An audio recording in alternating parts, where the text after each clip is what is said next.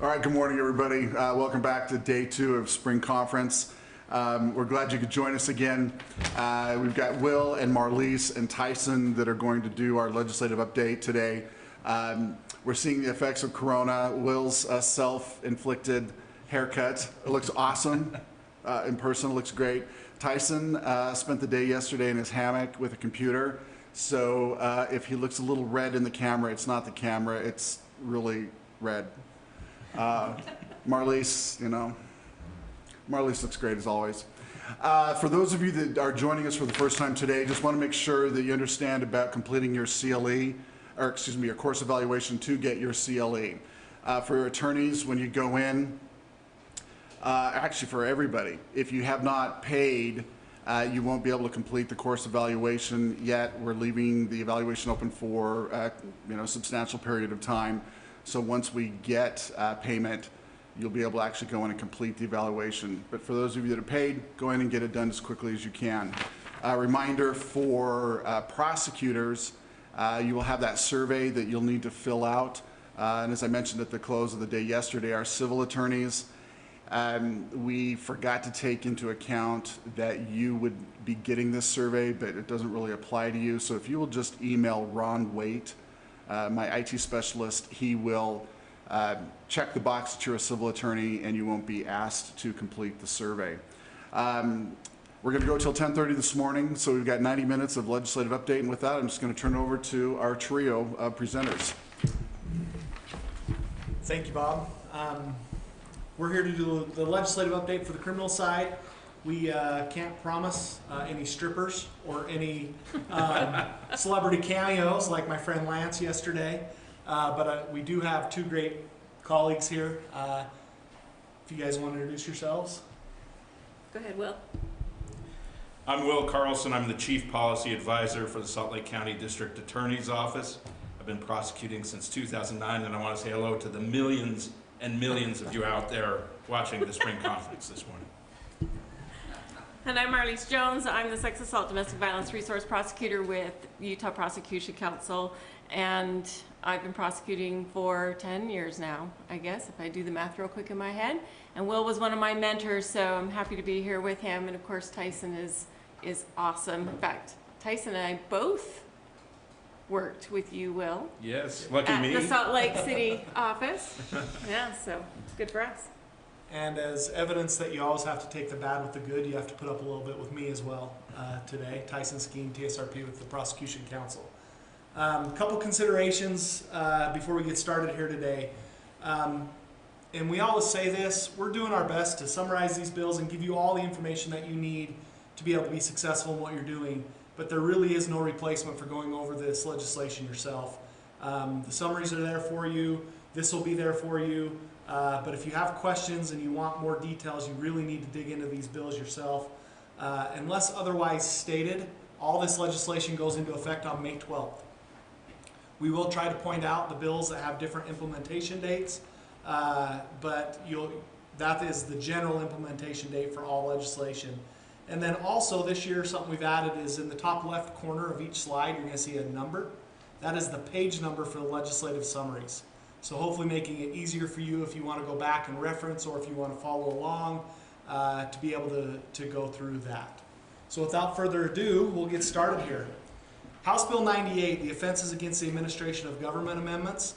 You may recall last year a bill that I colloquially labeled the Making All Public Employees Felons Act. Well, now we have the Making All Public Employees Misdemeanors Act. That's better.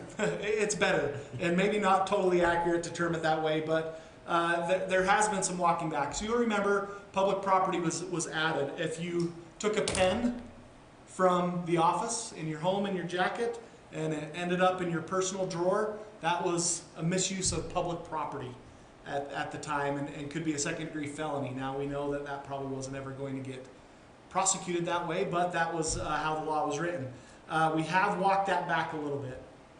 So there is a de minimis use provision that has been put in that legislation this year, that if it's de minimis personal use of public property, that is an authorized use under the Act.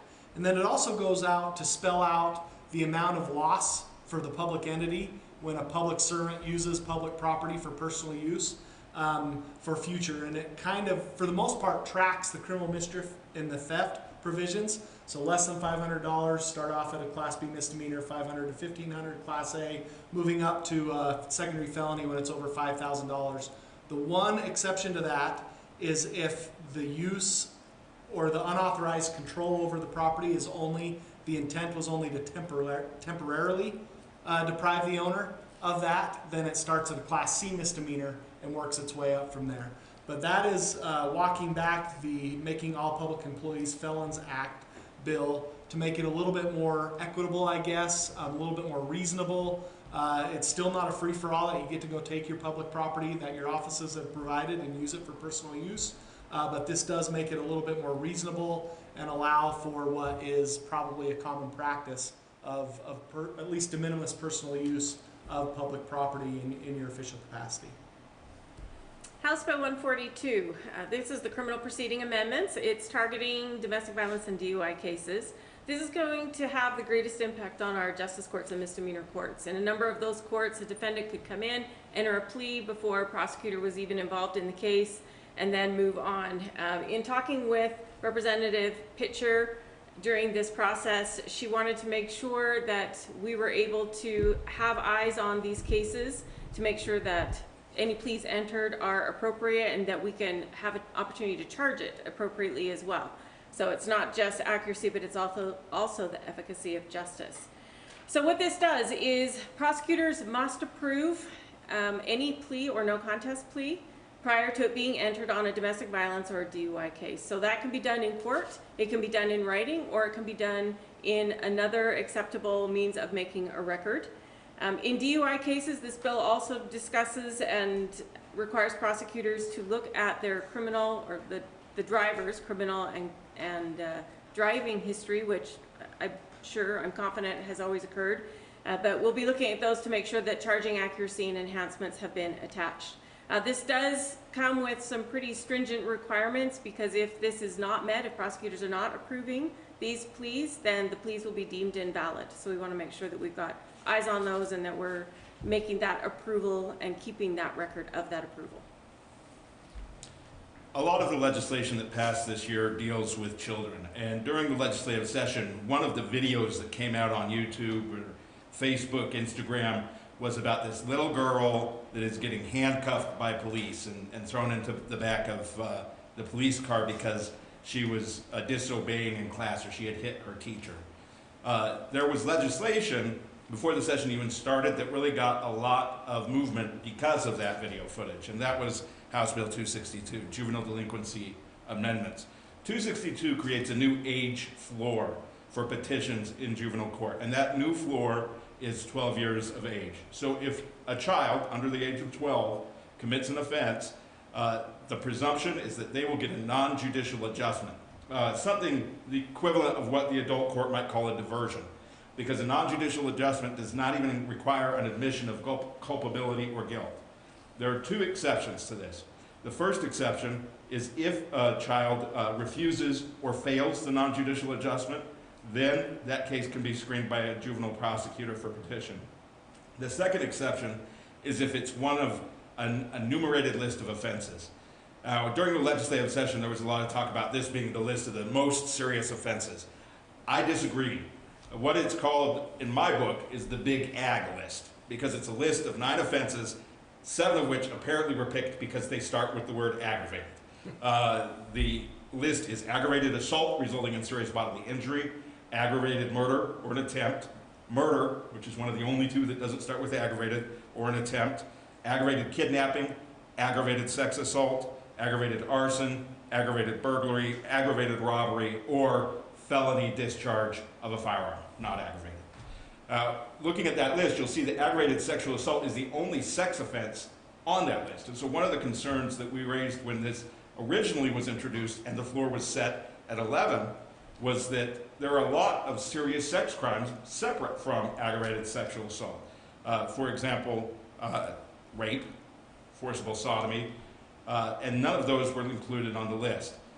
This, in response to this, the legislation did two things. First, it raised the floor to the age of 12, and it also said that the presumptive mandatory maximums for non-judicial adjustments, which are 90 days, which can be extended up to 180 days, will not apply if the juvenile is in sex-appropriate treatment. And so there are a few issues that this bill is going to present that it's important for prosecutors to be aware of.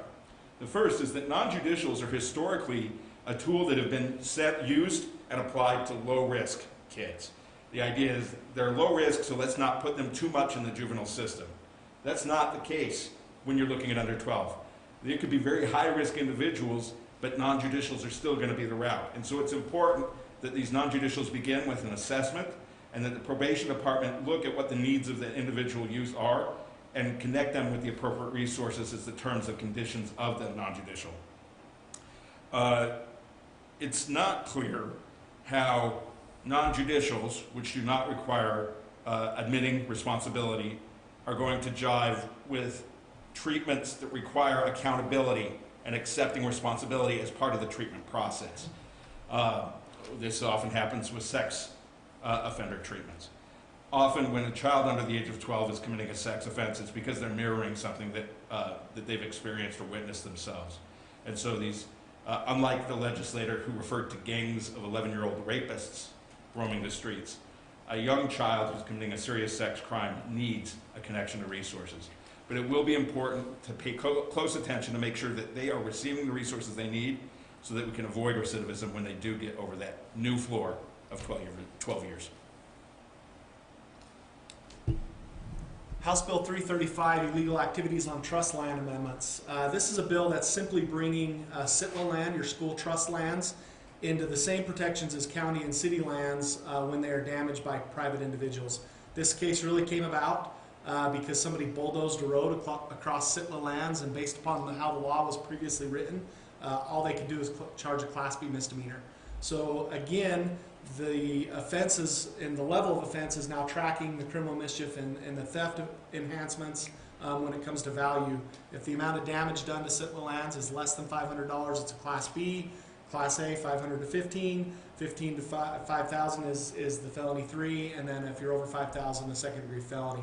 So really it's just bringing SITLA lands into the same level of protection as all other publicly owned lands, I guess, when we go to that. House Bill 206, this is bail and pretrial release amendments. It is a long bill, so settle in, buckle up. I'm going to touch on 8 aspects of it, but there are more in the bill. This is one that affects all of us as prosecutors, so you're going to want to read it.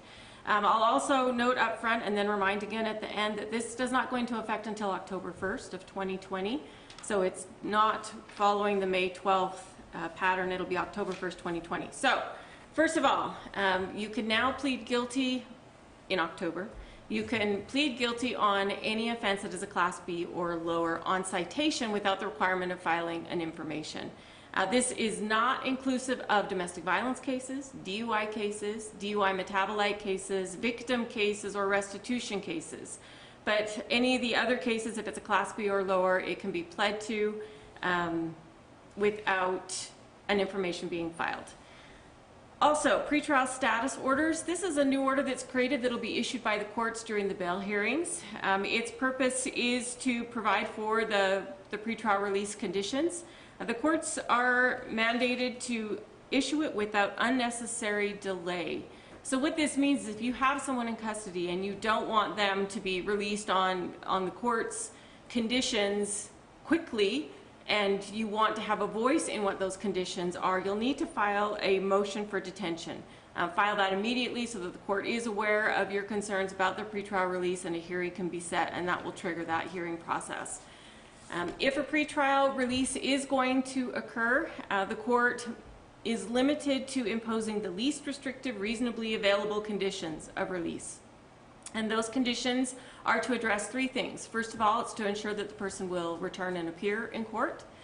Secondly, it's to ensure the safety of witnesses and victims. And then thirdly, it's to prevent the obstruction of criminal justice process upon their release. If the court does not have concerns for any of those three conditions, then the person shall be released on their own recognizance. Moving on to bail. If this is part of those pretrial release conditions, the courts now have to, and I believe that they were doing this before, but this bill provides that they have to consider the ability to pay on those bail amounts that are set.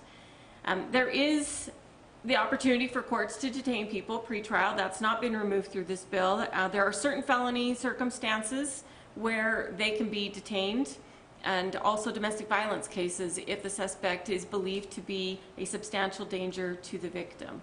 So the courts can detain a person pre-trial for those reasons. There's also a presumption of detention on any first-degree felony offenses and criminal homicides. So the presumption there would be to continue with detention. Now let's shift and talk a little bit about bail bond forfeitures. These, before the funding received from bail bond forfeitures would go to the state general fund. This has now been dispersed differently with this bill starting in October. 15% of the forfeited amount will go to the prosecuting entity that raised the cause of action, 25% to the state general fund, and then 60% will go to CCJJ's pretrial release program special revenue fund. The money from this fund is going to go to enhancing and providing additional pretrial release services. So the benefit of this and the take home, particularly for justice courts and misdemeanor courts, is prior to this, the statute did not allow for any funding to trickle to us other than through the general fund allocations. But now this will allow for 15%. So there's a moderate incentive to be pursuing these bail bond forfeiture actions. I would encourage you to look into it. I know when I was prosecuting here at Layton City, we did it for a while, and after fighting on a few cases and being successful and unsuccessful both, and then getting no financial benefit for all the time and effort that went into it, we had to reassess and would only proceed as was allowed, and with our caseload we just didn't have the resources to proceed. So this now changes that. It does allow for some of that financial benefit to trickle to the other prosecutors. There's also some timing changes. One notable one is when you file that bail bond forfeiture action, the bail bondsman has 6 months to bring the defendant to court. That has now been limited to 90 days, which is good. Get them out there and bringing these folks to court and or moving on with the forfeiture process. And then just a reminder again, read this bill. There's a lot of information in there, and it goes into effect October 1st, 2020. So if 262 was the juvenile floor, then 384 is the juvenile ceiling. The goal of this bill is to keep juveniles in juvenile court. Right now, at least until mid-May, there are 3 different ways that a juvenile could end up in district court, in adult court. There's the direct file process, if a 16 or a 17-year-old commits murder or aggravated murder. There's the serious youth offender process, where the presumption is that they go into district court, but they have to be someone who's committed offense on that big ag list that I mentioned earlier. And then there's the certification process, where the presumption is that the juvenile stays in juvenile court, but can, if the court is convinced, be transferred into the adult district court. That whole system is severely changed, or drastically changed, not severely necessarily. The district court will still be able to receive direct file if murder or ag murder is committed by a 16 or 17-year-old. But the serious youth offender process, where the presumption is that a juvenile does go into district court, is eliminated. And the certification process is severely restricted. The way the new certification process works is it has to be a qualifying offense, which means it's got to be one of those on the big ag list for a 16 or a 17-year-old. If it's somebody who's 14 or 15 and you want to get them into district court, they have to have committed murder, aggravated murder, or an attempt of one of those 2. So short of murder or ag murder or an attempt to commit it, a 15-year-old will not end up in district court when this law takes effect. But either party can also ask the court to retain, the juvenile court to retain jurisdiction over that juvenile until the age of 25. So what this means is that for a juvenile court judge to send a 16 or a 17-year-old who committed one of the big ag offenses, or a 14 or 15-year-old who committed murder or ag murder into district court, they not only have to have essentially a prelim where they conclude that there's probable cause to believe the offense occurred, but they also have to find by a preponderance of the evidence that the juvenile court would not, retaining jurisdiction, would not serve the best interest of the juvenile and the public. And that's even if you extend jurisdiction for the juvenile court to the age of 25. So the presumption is no transfer. You've got to convince the judge that it's against the interest of the juvenile and the public to keep the juvenile in the juvenile system, even if you extend jurisdiction to the age of 25. Functionally speaking, what this means is if it's not a direct file, it will be very unlikely to get a juvenile into district court going forward. House Bill 139, DUI liability amendments. This is another bill that has a different implementation date. It's July 1st of 2020. So this won't go into effect until July 1st. It's my belief that it's always been clear in statute that DUI is a strict liability law. However, recently we've had some troubles with that. There have been some judges that are reading in an inherent mens rea, focusing on some of the language in the Bird case that came out recently. And even our Muji committee published Muji instructions in January that had a knowing, intentionally, or reckless standard for the mens rea when it came to DUI. However, in the note, they acknowledge that this isn't a settled area of law and to proceed with caution. I've never seen a model instruction that says this instruction might not be true. It's odd, certainly. Certainly was odd to have that. So this bill, the first thing I want to talk about that this bill does is it makes very, very clear that DUI is a strict liability offense. Puts it right in 41-6A-502 that a violation of this section is a strict liability offense. So that will hopefully put to rest any of the arguments that have crept in recently in regards to the mens rea. It also clarifies, which also was still clear in law, but we were having problems with, that DUI cannot be held in abeyance, and that also that an admission to 41-6A-502 in juvenile court, even if it's subsequently dismissed, it still counts as a conviction for enhanceability purposes later on. It also cleans up the wrong way DUI provision. You remember a couple years ago we passed a law that if you're driving the wrong way on a freeway, it's a Class A misdemeanor DUI. The wrong code section was referenced in that. This cleans that up and makes it, it's not any change on what the intent was supposed to be, but it does clean that up. There's also a change, some language put in on actual physical control in this. And so basically the statute will now read, the actual physical control is based upon the totality of the circumstances. No change from where we've always been. We've always been on the totality of the circumstances.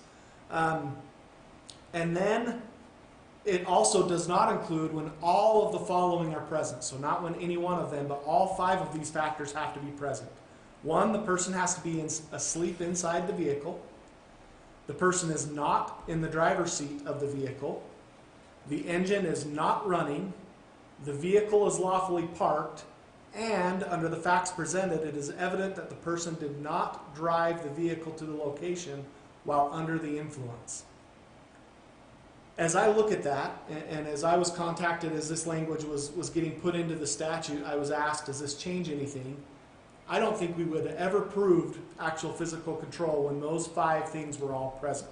The person, it's clear based upon the evidence that the person did not drive there under the influence. Okay? They're not in the driver's seat. They're asleep. The car's not running and the vehicle is parked legally. I don't think we were ever going to get actual physical control under those very, very specific circumstances anyways. So I don't view this as any change. I've actually had a couple calls from officers about this, and I've told them, proceed as normal. I just don't see this as any change. If, however, all 5 of those are there and you have a case that comes to you on actual physical control, by law it is no longer actual physical control. So you'll need to be aware of that. The last thing that this bill does, and probably the largest change for what we're talking about here, well really it is the largest change for what we're talking about here, is the criminal refusal that is now in place. This came up because we're having situations around the state where forced blood draws are becoming violent encounters essentially with people. When the officers will go and get a blood draw warrant and the person says, You're not taking my blood, and they're having to force that. In some instances, some places, they have restraining chairs, and they're able to do it relatively easily, I guess. I'll use that word relatively again.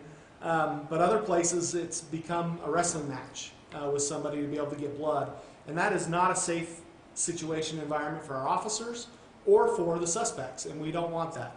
And so essentially, what we have here is we have a new code that was created that if after the admonition is read, so that is a factor that has to be in, the admonition absolutely has to be read, and a warrant has been issued to draw that person's blood. If that person still refuses, it is a criminal violation now to refuse that, not just the administrative sanction, but now a criminal sanction. Each of the penalties on this have been enhanced as well. And so if it's a felony DUI that you're investigating at this point, it would be a felony refusal. If it's a Class B DUI that you're investigating, it will be a Class B level refusal. However, any jail sentence that comes shall be 24 consecutive hours, so an extra day of jail than the DUI would have been, and $100 more fine. The idea behind this is essentially we're telling people it would be better for you to get a bad result than to refuse. That's the legislative intent here, essentially, is we do not want forced blood draws. Another thing to keep in mind with this is DUI and this criminal refusal of a blood draw do not merge under the statute. Both charges can still be charged in the case, and I would encourage you to charge both if you have the evidence to be able to do that. If they have decided not to take the blood and there's still enough evidence to proceed on the DUI, you should proceed on the DUI as well and charge both cases, or both offenses. Also, a criminal refusal counts for enhanceability purposes for DUI. So if somebody has 2 criminal refusals on their criminal history in the last 10 years and they're pulled over for DUI, that third is a felony DUI offense. So they've done a really good job trying to make this close all the loopholes and different things that we at least could see might have happened in this, to make this so that we don't have to do these physically violent encounters to physically take somebody's blood. This only applies to the blood. If somebody refuses a breath test, it is still just an administrative sanction. And just to reiterate, it's only after the admonition has been read and a warrant has been issued. That was an important part based upon Birchfield that came out a couple years ago from the United States Supreme Court, where they basically said that to do a blood draw, you have to have a warrant. You can't, implied consent doesn't get you behind that. So we have to have a warrant in place as well to be in compliance with Birchfield on that. But a great change, I think, that will help these violent encounters reduce, but also give us another tool as we're moving forward with this. House Bill 213, consent language amendments. For those of you that do SVU cases, special victim cases, you're aware that our consent statute is more of a lack of consent statute. Establishing what is consent is a highly charged constitutional discussion. We had hopes and a lot of discussion with this bill. We've come away with some additional help on these cases to protect victims, but that discussion still continues. So if you want to challenge your constitutional analysis as to what consent can be identified that it is, we're always open to that information, and this discussion will continue. Some states have established consent statutes to define what it actually is, and they've come up against litigation against it because it's a difficult issue. But with that being said, within our parameters of what consent is not, there are some additional changes that are helpful and helps to protect victims. Previously, we had indicated, or it indicates that consent cannot be given if the victim participates because they erroneously believe the actor to be the spouse. Well, that has now been changed for the wording to include erroneously believe the actor to be someone else. Obviously, there's a lot of circumstances where someone might engage in sexual activity with a boyfriend or a love interest or someone they're living with or a friend, and believe that it is them. And so that needed to be broadened to include more than just someone's belief of a spouse. So any misidentification, not just spouse, is now included in that. Some A couple other additions towards the end of this statute, if you're looking for it in the actual enrolled law. Consent to any sexual act or prior consensual activity does not constitute consent to any other sexual activity. So consent for touching does not mean consent for any other sexual activity during that interaction. And then the third one is consent can be withdrawn at any time prior to or during the sexual activity through words or conduct. That's tied to the through words or conduct, as is one of the first provisions in the statute that says consent is not given through words or conduct. The unfortunate thing is our neuroscience has strongly established that many victims in these sexual assault situations are unable to convey their lack of consent through words or conduct. And so that is problematic. And there are certainly victims that were not able to lead the charge for justice for them. But that's why the discussion will continue, because we've got to find a solution. We're continuing to search for that solution. But for now, it does rely on words or conduct to indicate that there's a lack of consent, and withdrawal of consent also relies on words and conduct. The sexual exploitation of a minor statute is Utah's child porn statute.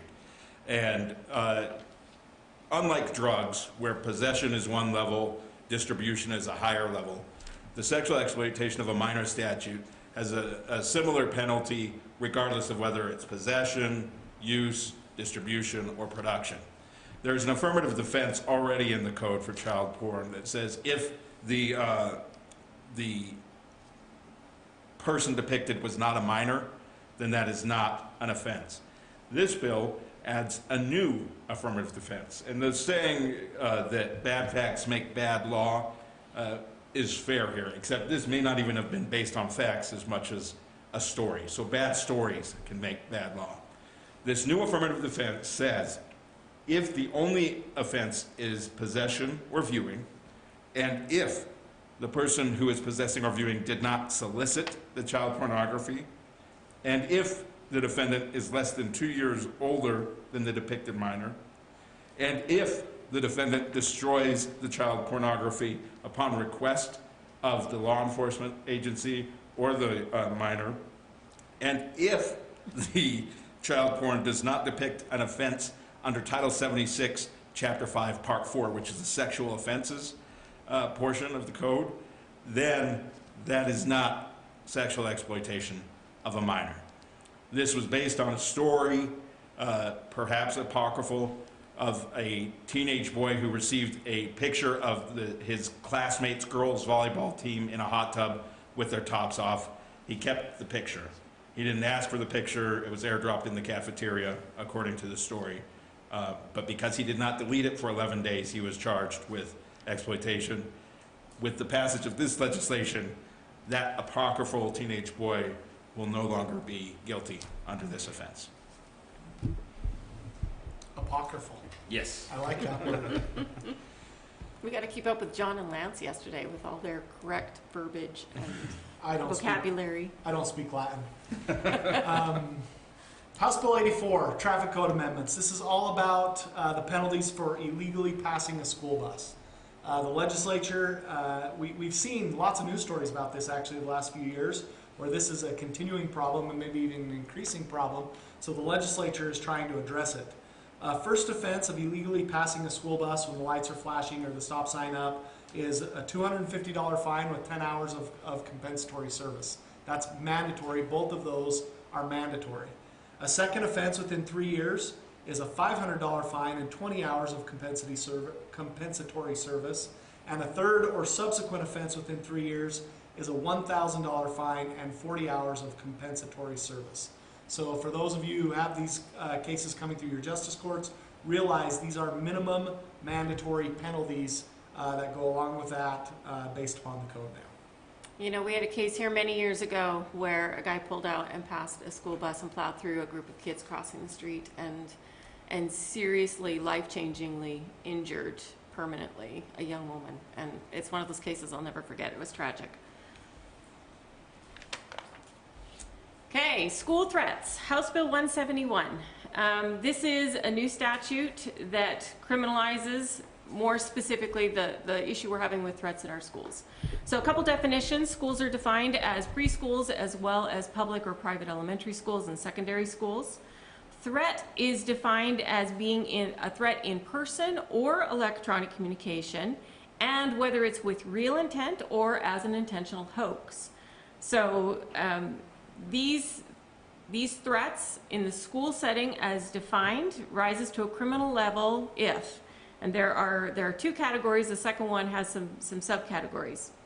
First of all, it involves a threat to commit bodily injury, death, or substantial property damage. And the second is A, threatens use of a firearm, weapon, hoax weapon of mass destruction under 7610-401, or acts with intent to disrupt school schedule, which is a Class A misdemeanor, or occupancy of school or its facility or vehicle, a Class B misdemeanor, or intimidate or coerce students or employees, which is a Class A misdemeanor, or cause an official or volunteer emergency response agency to take action due to the risk to the school or general public, a Class C misdemeanor.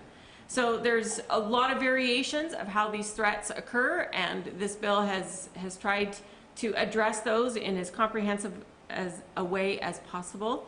It is not a defense if the person that has made the threat either does not attempt or is unable to follow through on the threat. That is not a defense. If the threat is made, then it's potentially chargeable under this statutory provisions. The standard statute of limitations for most felony offenses is 4 years from the date of the offense. This bill, House Bill 247, creates an unusual statute of limitations that's not based on the amount of time since the offense, but on the age of the victim, and the magic number is 28. This statute of limitations bill only affects two statutes, and that's unlawful sexual activity with a minor and unlawful sexual conduct with a 16 or 17-year-old. In layman's terms, it's when you have quote-unquote consensual sex between a teenager and an adult.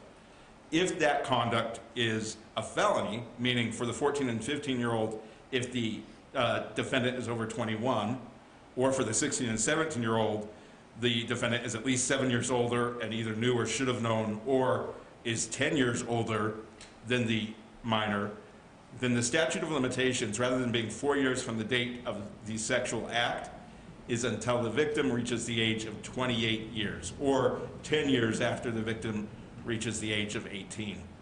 The research about sexual assault on children indicates that the average age for a disclosure is 40. So for teenagers to have at least a little bit of time after they've reached adulthood, and after, based on what we know about the human brain development, they've had some time to think about what has happened to them and about how the idea that a sexual interaction between a young teen and an adult is not as consensual as it might appear. This bill is very important because it gives those kids more time to think about what happened and report, and for law enforcement and prosecutors to take action when appropriate. That's a great bill. All right, we're going to dive into medical cannabis here, and Bob, there's a really good chance I'm going to need some Funyuns when I'm done with this. So if you could help a brother out, For real. that would be very helpful. There were two bills that addressed this topic in the legislature this year. The first is Senate Bill 121, the medical cannabis amendments. This is from Senator Vickers. Ooh, Doritos are the next best thing. Only have Doritos. Next best thing to Funyuns is nacho cheese Doritos, which will come in very handy. Thank you, Bob. Senate Bill 121, which went into effect on the signature of the governor on February 28th. So already in effect. It was followed up with House Bill 425 from Representative Daley Provost. It went into effect on signature of the governor on March 24th.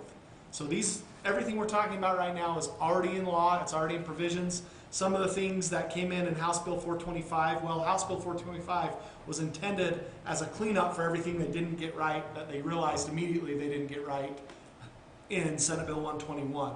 And so some of those things were only in effect for about a month. We're going to talk about this just in general. I'm not going to go in and separate what they do, but just in general. There is a lot in this bill. And this topic alone could be its own presentation for a conference.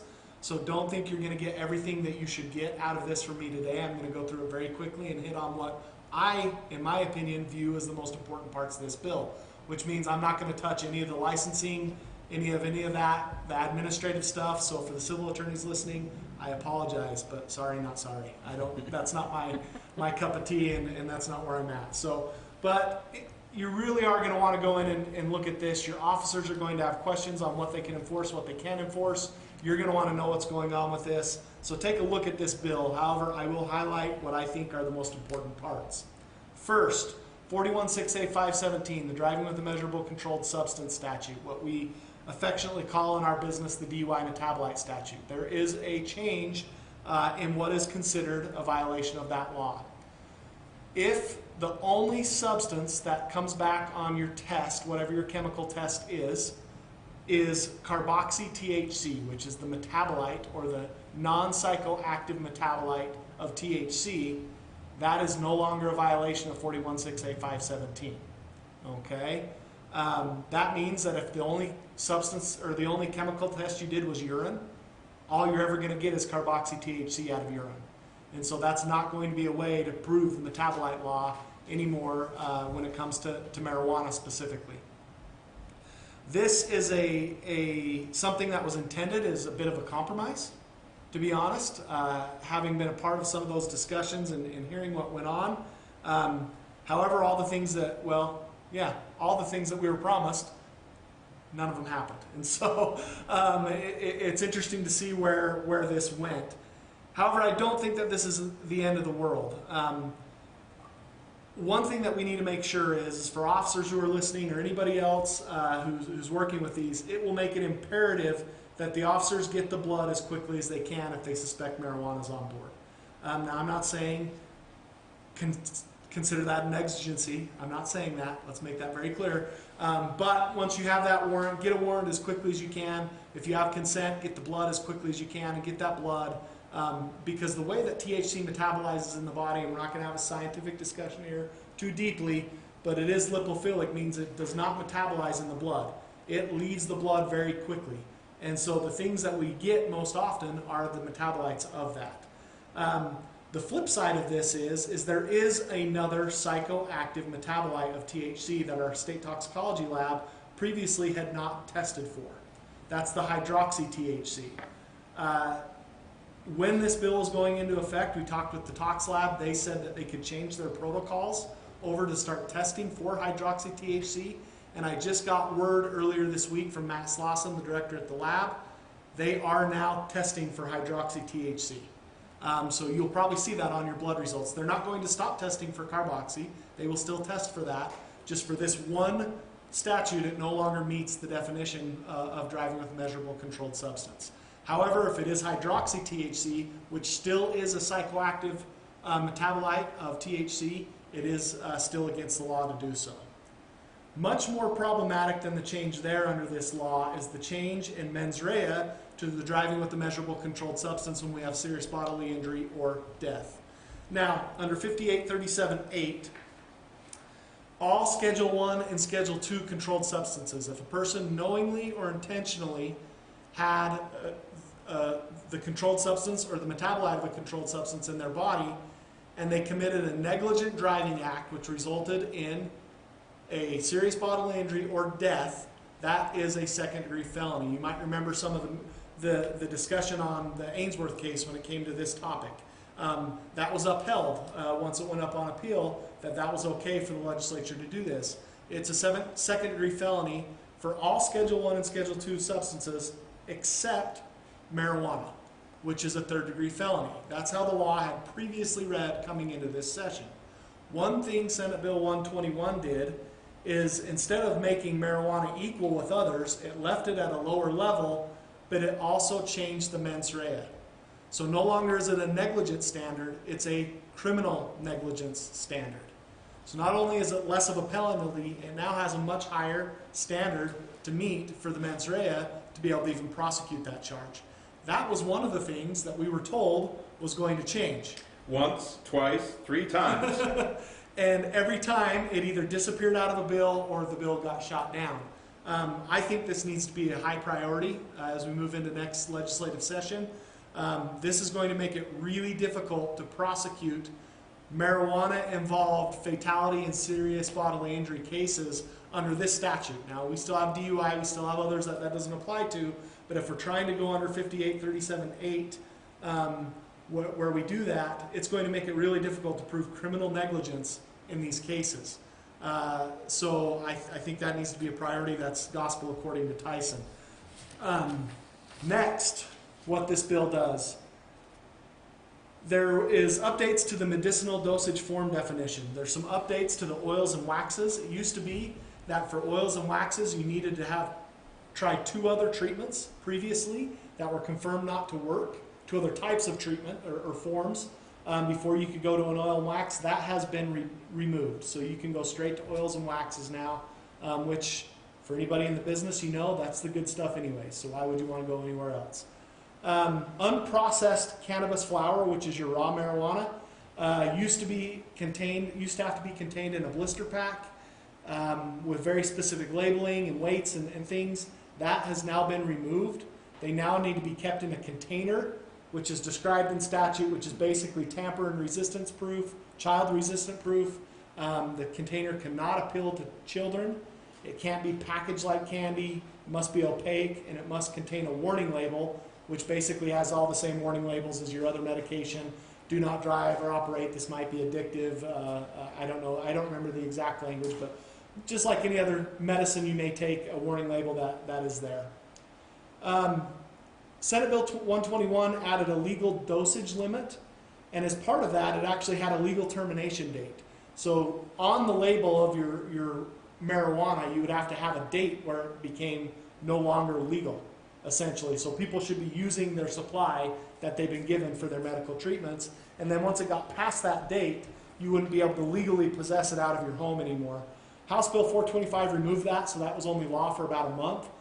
It's no longer there. However, there is still a legal dosage limit under the guidelines, the supply guidelines, the dosage guidelines that have been presented. Doctors are only supposed to be supplying a 30-day supply of medical marijuana product. For raw marijuana, that cannot exceed 113 grams by weight or in any form of THC, no greater than 20 grams of active THC. Good luck on that one. It's possible to test for those, but not easy. Another thing that this does is, except for in an emergency medical condition, medical marijuana products may not be used in public view. All right? These have to be done and used in private. A first violation of this is an infraction, and any subsequent violation is a Class B misdemeanor of the public view violation. This bill also exempted anybody who's under the influence of cannabis that is complying with the Utah Medical Cannabis Act. So if somebody is in full compliance with the act, they've taken their cannabis, they're high, which is what's going to happen if they use their medical cannabis that contains THC and other things, they no longer can be prosecuted for carrying a dangerous weapon under the influence of alcohol or drugs. So it exempts lawful medical cannabis users from that provision of 7610.528. Previously, non-residents and residents of Utah have been treated pretty differently under the Utah Medical Cannabis Act. They still are, but this makes it a lot closer. So a non-resident patient is a new definition under the rules, and basically that is a person who's not a resident of Utah that has a medical card from their own state. That makes them a non-resident patient. If those people have a medical card from their own state and product from their own state, even if it doesn't meet the definitions of our code. So one thing is how it was previously, is everybody still had to comply with our code. Even if they were a non-resident, they had a medical card from Colorado, their marijuana still had to comply with the Utah Medical Cannabis Act, whatever form it was in. Because we know Colorado has much more loose, obviously they're open for recreation, but even what they term medical marijuana, they have much more loose restrictions than we do, meaning they have none and we have some. So So it used to need to comply, but even if it doesn't comply with our medicinal dosage form, their illegal possession for a first time is only an infraction. So we wouldn't charge them under the Controlled Substance Act, we'd charge them under this for illegal possession as an infraction, and then any other subsequent offense now triggers prosecuting them under the Controlled Substance Act. So a Class B misdemeanor or however it would fit under the statute. On that note, most violations for cardholders, so violations of the Act, there's a lot of little infractions along the way.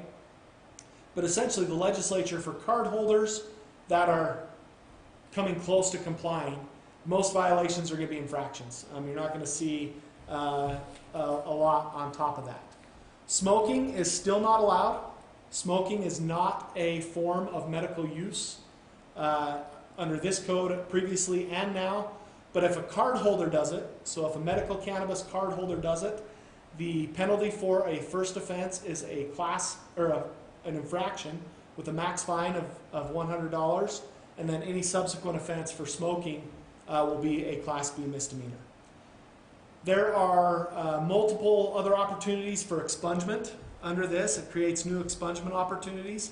Say somebody got a possession of a controlled substance charge sometime in the past, before any of this went into place. If they would have qualified under today's rules at that time for a medical card and they would have been compliance in the Act, they have the opportunity to get an expungement for that. So at the time of their arrest or citation, even if it was 5 years ago, if it would have qualified at the time, under today's law, they can go and get those previous offenses expunged. The onus is on them to be able to prove that, however. It's not, prosecutors won't have to prove that it didn't apply. They have to make a showing that it would have applied to them. One note for law enforcement, the e-verification system. There's a little bit of a change to the e-verification system. It is still a felony to access that for any unlawful purpose. So do not access that. You know procedures of BCI, same deal, except for you're getting charged with a felony, not a Class B misdemeanor when you access BCI. This new law comes out and it makes a change to when law enforcement officers can access the e-verification system without a warrant. So in any law enforcement encounter, doesn't matter what the nature of the encounter is, if you need to verify if somebody is a medical cannabis card holder, you may access the e-verify system without a warrant. And you'll do that through their driver license, through their state ID, however you do it, however you connect to your CGIS, you'll be able to see that. Any other reason that you would access the e-verify system, you will need a warrant to be able to go in and get that. So just be aware of that. Again, this is a massive amount of legislation that passed, and there's a lot of technical things, there's a lot of administrative licensing things that I didn't even touch on. If you are working anything to do with this in the criminal administrative world, go and look at this bill. Take a look at it, break it down, outline it, make sure your officers know what is and what isn't kosher going forward, because this is going to be a big deal as we move forward. There's a lot going on with it. We could, like I said, we could spend an hour talking about this alone, but we have a lot more that we need to talk about here today, so we will move on. Okay, moving on to human trafficking, House Bill 291. This bill requires the Attorney General's office to offer human trafficking training to law enforcement officers. It's an amendment within what began as HB 200 back in 2017 where we, Utah Prosecution Council, and POST collaborate to offer training for sex assault and domestic violence to law enforcement officers. Now they've added human trafficking training. Because the Attorney General's office has been leading out on prosecuting those cases, they'll be the lead on this training, and they'll collaborate and partner with us and POST as well to make that happen. This bill also makes human trafficking a registrable offense, which is a good thing. And then it strengthens safe harbor provisions that have been previously established. So last year, you may remember, we had a couple bills that addressed human trafficking and children, meaning individuals under the age of 18 who may be engaged in this commercial sex industry. They are to be treated as victims. No questions asked. They're to be treated as victims if they're under the age of 18, and they're not to be adjudicated or prosecuted for prostitution or sex solicitation or human trafficking. Rather, they're to be referred to Department of Child and Family Services for intervention and resources. Controlled substance penalty enhancements deals with engaging in a continuing criminal enterprise of drug distribution. This is only filed about 8 times per year, and in the last 5 years, I think only one defendant has actually entered a plea or been convicted statewide of engaging in a continuing criminal enterprise of drug distribution. However, in the event that somebody's convicted of that, it is a first-degree felony with a criminal penalty of 7 years to life. This is an illustration through this legislation of how JRI was not just about decreasing criminal penalties, but making sure the right people receive the right penalties. Because this bill, supported by Representative Eric Hutchings, the author of JRI, increases penalties. If you're engaged in an ongoing criminal enterprise of drug distribution, and you know or should know that one of your subordinates is under the age of 18, so if you've got child drug dealers working for you, then that 7 years to life becomes 15 years to life. There's a carve-out. You cannot go after boss baby with this bill. If the child, or if the defendant is under the age of 18, that 15 years to life penalty does not apply. But referring back to the ceiling bill that I talked about earlier, engaging in an ongoing criminal enterprise is already not on the big ag list, and so you wouldn't be able to keep that juvenile under your jurisdiction for 15 years anyway. So there's no real loss in that scenario. But this is a bill that increased criminal penalties this year. House Bill 151, the picture you're looking at on the screen right now really doesn't have anything to do with this bill, but Marlise challenged me to use it, and challenge accepted. I think it's hilarious. So I laugh every time I see it. really, very, very quickly, this increases the apparent property damage value that requires a report to public safety, essentially. If you're in a crash, in an accident, the amount of damage that requires goes from $1,500 to $2,500. There'll also be some provisions where they can paint on the lanes what vehicles are allowed to be in those lanes, whereas signage was usually used before. They're going to start painting the lanes now instead of using the signage. And there was a crash. That was a crash. That was a crash. Okay, House Bill 344, Sex Offender Restrictions Amendments. This bill subjects our sex offenders, excuse me, our registered sex offenders to victim-requested restrictions from the victim's residence. So this, shouldn't be anything mind-boggling.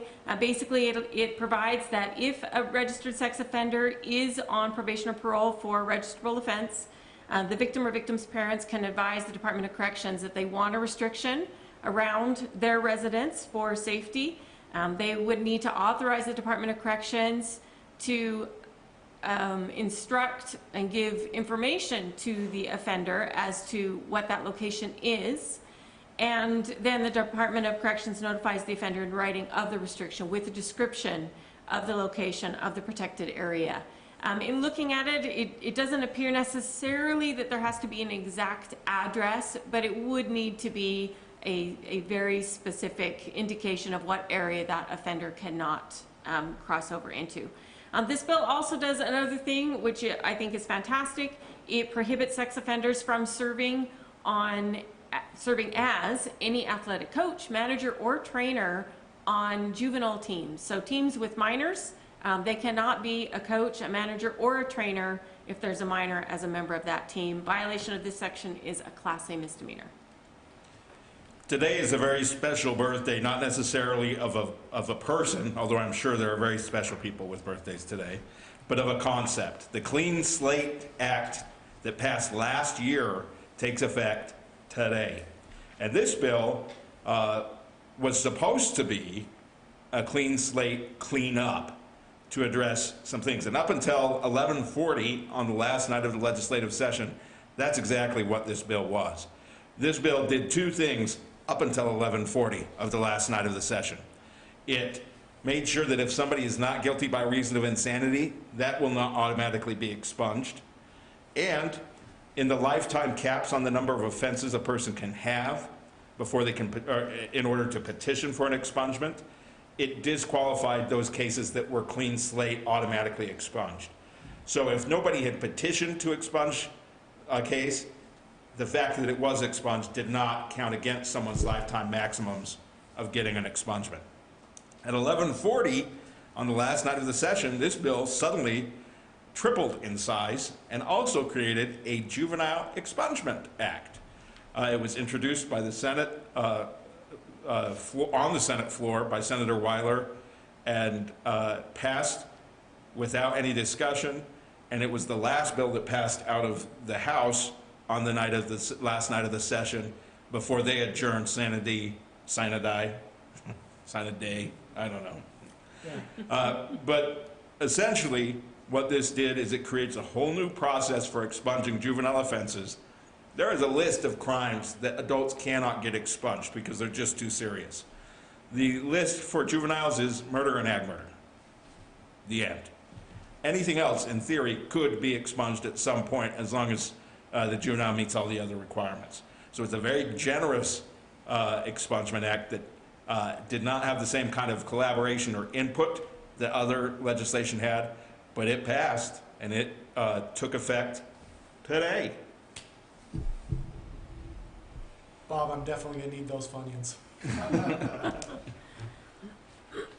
House Bill 73, can do this one very quickly. Basically, interference with public servants amendments, so people who are serving process, essentially. The protections are broadened, so anybody serving legal process is now protected under this. It does provide a better definition for interference as well, so this is a broadened scope of who gets protection under the interfering with public service.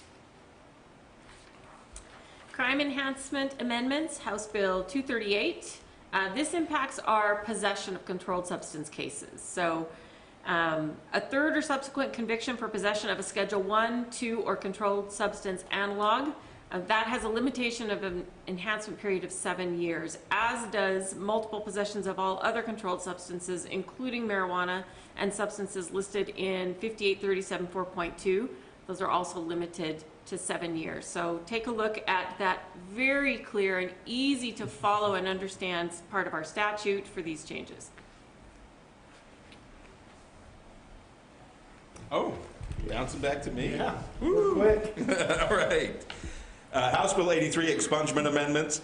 This was a bill that the Salt Lake County DA's office had originally worked with Representative Stoddard on over a year ago, and this version passed this year. It does two things.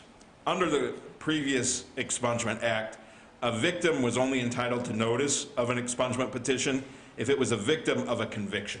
So victims of pleas in abeyance were not statutorily entitled to get notice or to object to an expungement petition. This bill does require prosecutors to notify the victims of pleas in abeyance when an expungement petition comes through, but it also does something else. It requires the judge to find good cause before expunging a plea in abeyance that's been dismissed if that plea in abeyance is still enhanceable. What kind of offenses might still be enhanceable if they're dismissed? Well, the number one that we were aiming for is domestic violence offenses. Under the Expungement Act, in theory, 30 days after a plea in abeyance for DV is dismissed, that defendant can apply to get that case expunged.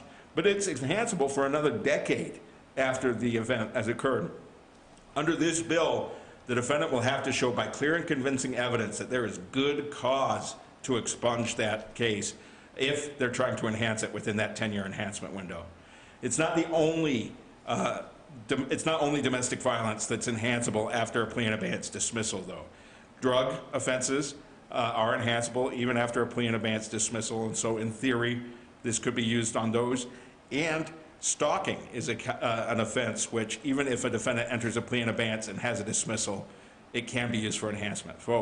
So for stalking, drug offenses, and domestic violence, there's a new hurdle that defendants have to overcome if they want to expunge that. A judge could still grant them, but they have to have good cause before they do so. And I think this goes into effect today as well. Yes, it does. Happy birthday. Prosecutor data collection. This is a bill that's going to impact every single prosecutor's office in the state. I will try to go through this pretty quickly, but I'm going to give you a scope of what this really means. This applies to prosecution agencies, to jails, to courts. The jails and the courts kind of end up in another statute, so you'll look elsewhere, but it's going to be similar principles. Essentially, beginning July 1st, 2021, so we're a little over a year out, you have to begin collecting data that includes the following. So on any mandatory court appearance, we will have to collect data and ship these off to CCJJ 3 times a year. The defendant's full name, the offense tracking number, the date of birth of the defendant, the zip code, the referring agency, and whether prosecutorial agency filed charges, declined charges, initiated a pre-filing diversion, or asked the referring agency for additional information. It doesn't stop there. If charges are filed, the following information has to be provided to CCJJ. The court case number and the court where the charges are filed, all charges brought against the defendant, whether bail was requested, and if so, the amount requested, the date of initial discovery disclosure, whether post-filing diversion was offered, and if so, whether it was entered, if post-filing diversion or a plea agreement was accepted, the date entered by the court, and the date of acquittal or conviction, acquittal, plea agreement, dismissal, or other disposition of the case.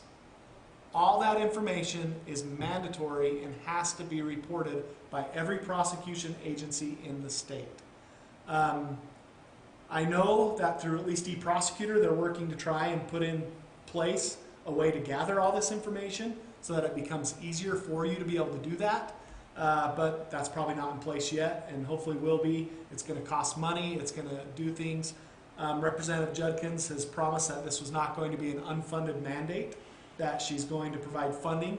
The legislature will provide funding to be able to do it. On top of this, you have to retain those records of all the information collected and transmitted for 10 years. In addition to all that, prosecution agencies are now required to publish their office policies online. And their policies have to cover specific areas, and I'll tell you what those specific areas are. And if you don't have a policy on a specific area, you have to articulate online that we don't have a policy on this specific area. Those areas are as follows: screening and filing criminal charges, a policy on plea bargains, a policy on sentencing recommendations, policies on discovery practices, the prosecution of juveniles, including whether to prosecute a juvenile as an adult, the policy on collection of fines and fees, criminal and civil asset forfeiture practices, services available to victims of crimes, both internal in your office and also that you refer to outside agencies, policies on diversion programs, and any policies on restorative justice programs. Those policies have to be posted online by January 1st, 2021. So every prosecution agency has to post those online and have that available to the public. The carrot or the stick, I guess, when it comes to this, is anybody who is not doing this in regards to reporting to CCJJ this information cannot receive grant funds for the purpose of doing this. Now, I don't want to speak out of turn, but the grants that we have received for eProsecutor have come through CCJJ. I am not sure if they're going to consider that as money received specifically to accomplish this purpose. They might. And so if you're not doing it and you're on eProsecutor and have gotten grant funding, they might come and ask you to repay that. I don't know that for sure. That's probably something we're still going to need to look at. But certainly any future money that is provided specifically for agencies to be able to collect this data, if you're not collecting it and submitting it to CCJJ as instructed, you will have to pay that money back. The sponsor, again, this doesn't go into effect until you start collecting the data, July of 2021. The sponsor has expressed a willingness to work on some of these things in the interim and to fix any apparent problems with it. But this is a massive amount of information that we haven't usually collected, that we're going to have to now not only collect, but report to CCJJ 3 times a year. Okay, House Bill 441, Criminal Charge Reduction Amendments. This bill basically codifies practice in a lot of prosecutors' offices and pursuant to West Valley City v. McDonald. This is where if you have a charge with a severity, for example, of a second-degree felony, and you want to charge that offense with the severity of a third-degree felony, you can do that without using an attempted or some other clarification to bring that offense lower. So you can just charge it at a lower offense. This applies to all charges except capital offenses. It cannot be applied in there, but any other charge you can charge at one offense or 1 degree lower for that offense. Any lowering of an offense that is under the section where there might be registration, so sex kidnap registration, child abuse registration, this lowering of the offense and charging does not change the registration requirements. So if they are charged with an offense that is registrable, then whether you charge it at the severity by statute or 1 degree lower, the registration requirements remain the same. And then this bill also clarifies that either the defendant or the prosecutor can move the court for a reduction under 76-3402. House Bill 403 is an object lesson in how simplifying things can get really complicated. The point of this bill was to streamline protective orders, make them accessible and consistent. All protective orders, civil and criminal, starting July 1, which is the effective date of this bill, should end up in Title 78B, Chapter 7. 78B, Chapter 7 is going to have 9 parts. Part 1 is going to be general provisions that apply throughout the chapter. Part 2 is about child protective orders. Part 3 is the Uniform Interstate Enforcement of Domestic Violence Protective Orders Act. Part 4 is the Dating Violence Protective Orders. Part 5, Sexual Violence Protective Orders. Part 6, Cohabitant Abuse Protective Orders. Part 7, Civil Stalking Injunctions. Part 8, and of note to criminal prosecutors, Criminal Protective Orders. And Part 9 are Criminal Stalking Injunctions. Most civil protective orders under this bill will last 3 years and be renewable. That's a big change from the current law, which ranges anywhere from a decade to 150 days, some of which were renewable, others were not. The default for most civil protective orders is going to be 3 years, but they can be renewed. There are, as always, exceptions. Child protective orders will last 150 days still if the respondent is a parent or guardian. But if the child protective order goes after somebody who is not a parent or guardian, that child protective order will extend until the child reaches the age of majority, or 18. Also, criminal protective orders will be based on the standing of the criminal case rather than a 3-year default. Jail release agreements will last until the initial appearance or 30 days. An issue has come up that needs to be addressed in future sessions, and Senator Todd Weiler has agreed to sponsor legislation to this effect. When we created a time limit of 30 days for jail release agreements, we anticipated that an initial appearance would certainly happen within 30 days. We did not anticipate a pandemic where the courts would functionally be shut down and be scheduling months in advance. So right now there are jail release agreements and jail release orders that are expiring before a defendant gets a chance to go into court. That is going to be addressed in future legislation and is not fixed through this bill. Another thing that this bill does do, though, is it creates continuous protective orders as an option for any criminal sentencing where incarceration is at least part of the sentence. So if somebody is sentenced to 10 days jail as a condition of probation, or if they're sentenced to prison, it doesn't have to be domestic violence for a continuous protective order to be in place. The presumption for domestic violence is that a continuous protective order will be put in place, and the presumption for all other offenses is that it will not, but it is an option that's available for prosecutors when necessary. Also, under this legislation, those arrested for violating a jail release agreement, so those who just can't hold on for the 30 days before they violate, should be held until the initial appearance. That's made explicitly clear. So if you have defendants who are committing a violation of jail release agreements during this time when they're supposed to be staying away, under this legislation, starting July 1, the courts and the jails are authorized to hold that individual up until their next initial appearance. So just a note on that, and Will, you and I talked about it. I reached out to the court. In the history of protective orders, we had lifetime protective orders, and then they went to 10 years, and now they will be 3 years. And in talking to the court, they said that that their system, as far as updating USEGIS and keeping it active, will rely on when that order was issued. So of course, this is not retroactive, this is moving forward. So moving forward, protective orders will be 3 years. So as a tip for your law enforcement that are out there enforcing these orders, let them know, look at the date. It's the date moving forward. If there is no expiration on the order, then the date moving forward will designate whether or not it was a lifetime, 10-year, or a 3-year order. So we're likely to see some questions on that as far as enforcement. Especially for older protective orders, because Yes. a cohabitant protective order from just 3 years ago could have been a permanent. Correct, yeah. Will, by the way, did a ton of work on that bill, and well done. So I apologize. Will does a ton of work on every bill, This is just so true. everybody knows. House Bill 184, municipal regulation of golf carts. This is the fun one. Bob kept asking, why are we going to talk about golf carts? Why are we going to talk about golf carts? Well, this is important stuff, all right? The state legislature has now defined what a golf cart is in Utah code. What is a golf cart, Tyson? Well, it is what you see on your screen right now. But it also has exempted it from title and registration and other requirements that are required for motor vehicles. And they have allowed municipalities to authorize by ordinance the people who can operate golf carts and specific roadways or highways in their municipalities where golf carts may be operated. Now, if you're going to do this, municipalities, you have to specify certain things. Which highways or which roadways you're going to allow them on, the hours to which the golf carts can be operated, and who can operate them. One thing to keep in mind is that unless this has been done, golf carts are not allowed on highways. Now, when I told my brother about this, I've got another brother who likes to golf and whatnot. When I told him about this, he said that his retirement vehicle plan is completely shattered now.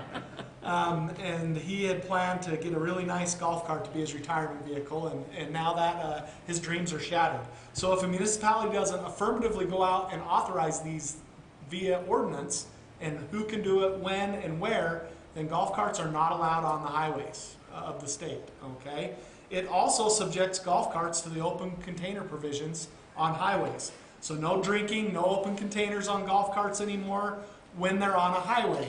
Now, a highway is not on a golf course, so I don't know how that impacts people who are actually out golfing. But if you ever take your golf cart to cross a road or anything else while golfing, and you have an open container on there, you will be guilty of an open container violation. So just be aware of that. Important stuff, Bob, with these golf carts. Thank you, Tyson. Senate Bill 197, consanguinity amendments. In 2019, you may recall, we made some changes to the cohabitant definition. And as part of that, we limited related by blood or marriage to within 2 degrees of consanguinity and affinity. The problem became, once that went into practice, that we didn't have a definition for consanguinity or affinity to the 2nd degree. We didn't know what that to the 2nd degree included, and in looking at other neighboring states and other states in general, there was not a uniform interpretation of what to a 2nd degree included. So we now have that. And affinity is defined as a relationship by marriage, and consanguinity as a relationship by blood to the 1st or 2nd degree, including an individual's parent, grandparent, sibling, child, aunt, uncle, niece, or nephew. Interestingly, this discussion began by one case that I became aware of, where an uncle was intervening against an abusive nephew who was abusing this uncle's sister. And as we move into the baby boomers and an increased elderly population or older population, we're going to see more of these dynamics and this elder abuse occurring. And so we needed to make sure that we could protect, within the aunt and uncle relationship as well under the 2nd degree. House Bill 324 is about conviction integrity units, and this image is out of Long Beach, California. It is a recent exoneree.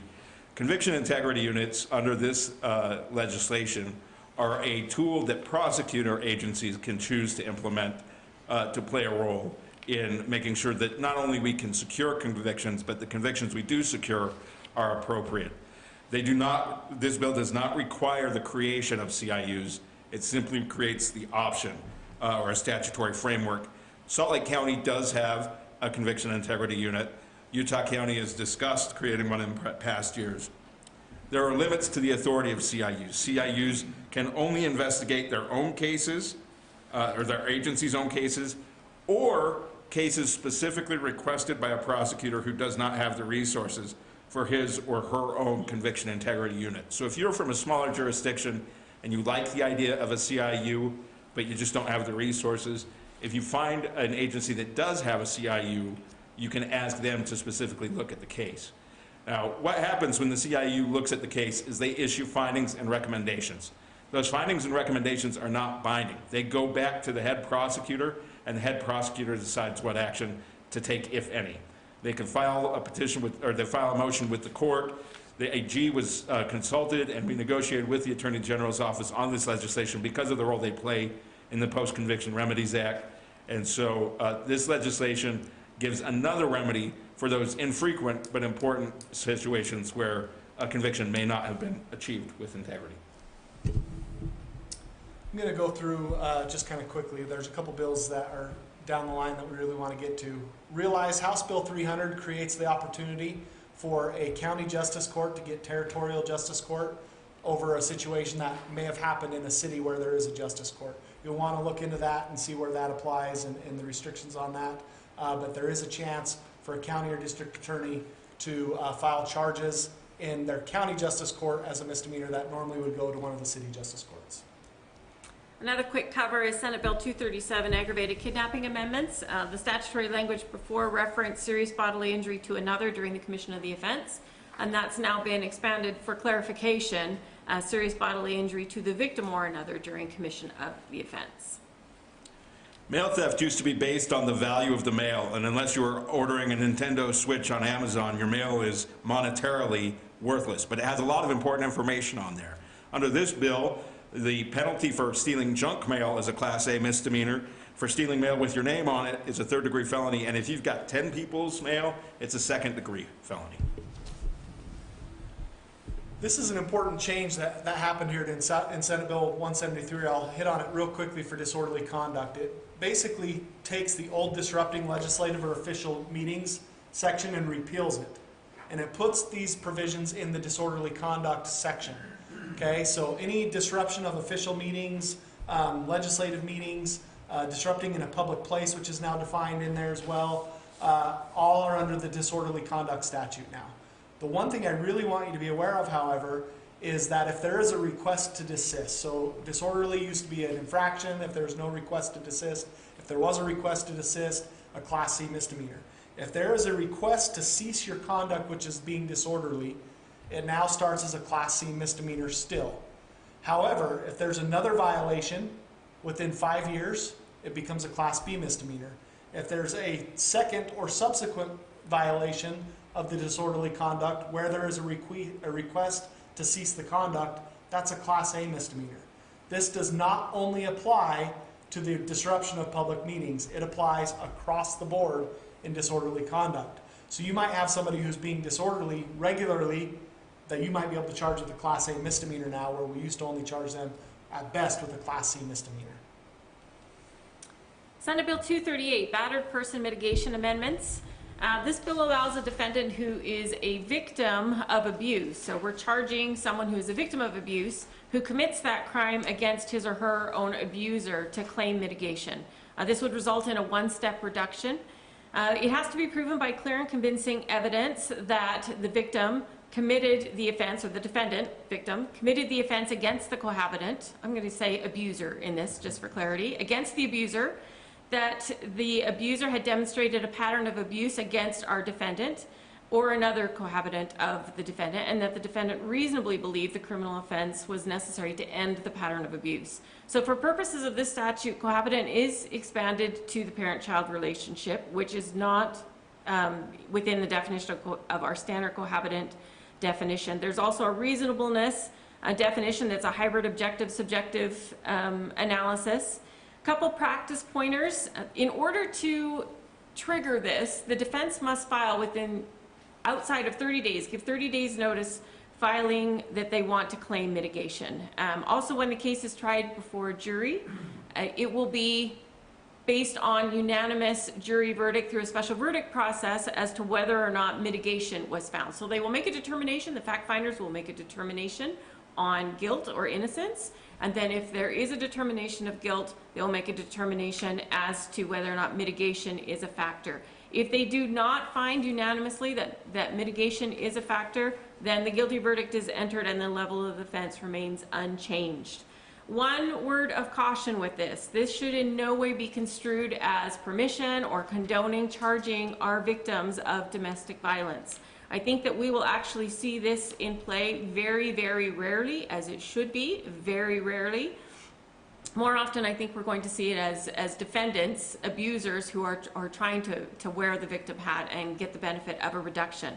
But please be cautious in this. We should not be charging our victims of domestic violence wherever possible. There are fact scenarios and extenuating circumstances where that may occur, but this in no way gives that broad overview of, hey, go ahead, charge them even though they're a victim, because they can get a reduction through this mitigation process. Don't do it. As we're flying through at the end, I'm going to repeat what Tyson said at the beginning, and that's read the legislation. Our whole goal here is to get you interested, but they're a lot more complicated than we have time to talk about. Let's talk about body cams. The law requires police to record certain incidents on body cams. Sometimes police have not been recording that when they're statutorily required. This bill outlines what remedy defendants could have. It also allows officers to turn off body cams when they're performing a lethality assessment. So that you're aware, law enforcement, if you intentionally or with reckless disregard of what the statute requires turn off your body cam or fail to turn it on, a judge can give an adverse inference instruction against you as the officer. And the prosecuting agency needs to let law enforcement know when a judge has done that adverse inference instruction under this bill. Any other bills that either of you for sure want to get to in our last 2 minutes? Just a quick comment on HB 298, the victim guidelines for prosecutors. That has to do with U visas and T visas. Go through it and read it. I just wanted to make an emphasis. We have law enforcement and prosecutors who struggle in signing these because they don't want to be giving permission for someone to get status in this country. That is not what your signature means. This is just signing off on one piece of a vast amount of information that gets analyzed before someone gets legal status. This is specific to domestic violence cases. We do not want to be part of creating or holding up obstacles to them being safe and potentially getting the status that they need, but we're just one small part of it. So take a look at those, follow the guidelines, and sign wherever possible. House Bill 43 addresses the discipline dance that some officers were engaged in, where they were facing discipline that might have subjected them to getting in trouble with post, and so they offered to quit, or they retired before they could get disciplined, and post never found out about what happened. They would then go to another agency without that new agency knowing about any of the previous problems.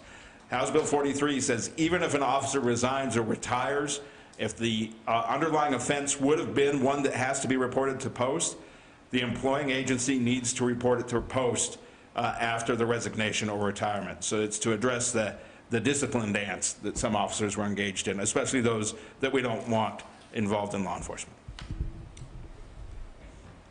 Realize that the perceived loophole in fringe gambling, and we're not clicking through our PowerPoint slide anymore because we're way out of order here, but has been closed, and they've really strengthened that. So if you are seeing those machines in any of your gas stations, you shouldn't have any problem enforcing those anymore and be able to go do it. Salt Lake County and several other agencies have been sued based on the new language of the legislation, so the closed loophole may not be totally closed. It may be unconstitutional. Stay tuned. But there's a lot more here. Our materials are online. The legislative summaries are online. If you have questions, our contact information is actually in the PDF on the last slide in our presentation on the line or online. Contact Will or Marlise or myself if you have any questions. We're happy to talk to you and help you. There are still many more that we didn't get a chance to go over, but good luck over the next year, and hopefully we'll see you in person next year. Stay healthy. Okay, we have 1 minute. So I know some of you were going to email me about what Tyson was talking about, e-prosecutor. So let me just tell you where we're at in terms of that. We ran out of licenses under the original grant, 150 users. I am in the process of drafting and submitting a new grant proposal to CCJJ. It's due next month. I'm going to start working on it next week. As Tyson indicated, CCJJ has indicated that they appear to be willing to work with us to facilitate this grant application, get it approved so that we can purchase additional licenses.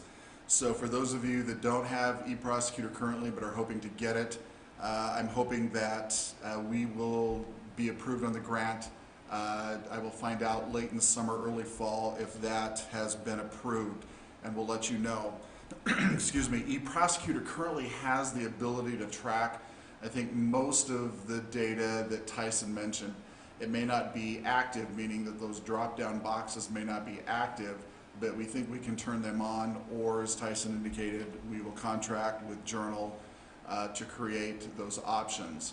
What that's going to require, though, is, again, as Tyson mentioned, if you receive eProsecutor under the grant funding, certainly new funding, possibly under the original grant that we got, if you are not reporting that data, then you're going to have to pay CCJJ back the value of eProsecutor. So just be aware of that. So hopefully that answers questions. If you do have any additional questions, please go ahead and email me. With that, let's take a 15-minute break. We'll be back at 10:45 with Jamie for the civil.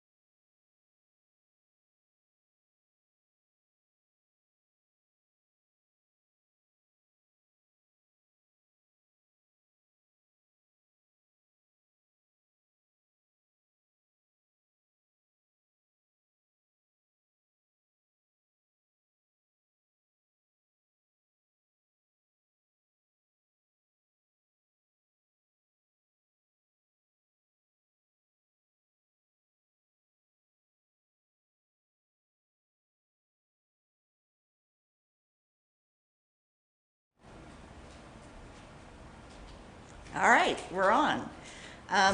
Good morning. This is a little odd not having an audience, but you know, here we go. So last year I did a presentation on the civil side. I know this is the most boring part of any prosecutor's conference, is to listen to civil legislation and bills. We try to make it exciting. I did the ABCs again just because I felt like it could maybe narrow down some of the legislation. There was a lot, and there was a lot on the civil side. I think probably more, for the first time, maybe more on the civil side than there was on the criminal side. But we'll go through it. We'll go through it quickly. Hopefully no one will go to sleep, and we'll go from there. All right. So the ABCs, and just so you know, we're going to get to that quote. It's just a tint. That was a good one this year. All right, so A is for annexation and the ADA. So there were two bills regarding annexation this year. One bill basically said that heretofore you couldn't annex into a city if it was an island or a peninsula. This legislation says you can annex islands and peninsulas into cities if the county agrees. If you have written consent of the county, then you can annex islands and peninsulas. That was House Bill 359. House Bill 393 was meant to address some of the issues going on, I believe, in Weber County right now. A lot of the previously unincorporated areas of Weber County, western Weber County, are now incorporating. Some cities are trying to annex. I believe there's a petition to incorporate part of it as a separate entity, and there's a competing annexation kind of thing going on. So basically what this bill did is say if you've got a petition to annex or an incorporation going on, somebody else can't come in and try to do a land grab, as it were. This House Bill 393, was actually, they tried to amend that during the last special session that we just had a few weeks ago. It did fail. It was the one bill that failed in that session. So I don't know if we're going to see that in May when they call the next special session, but we'll see. The issue there was they wanted to make sure it was clear that if a community has filed to incorporate, that other cities can't come in and try to annex. The ADA, there were a couple bills on the ADA. We've seen this in the last few years.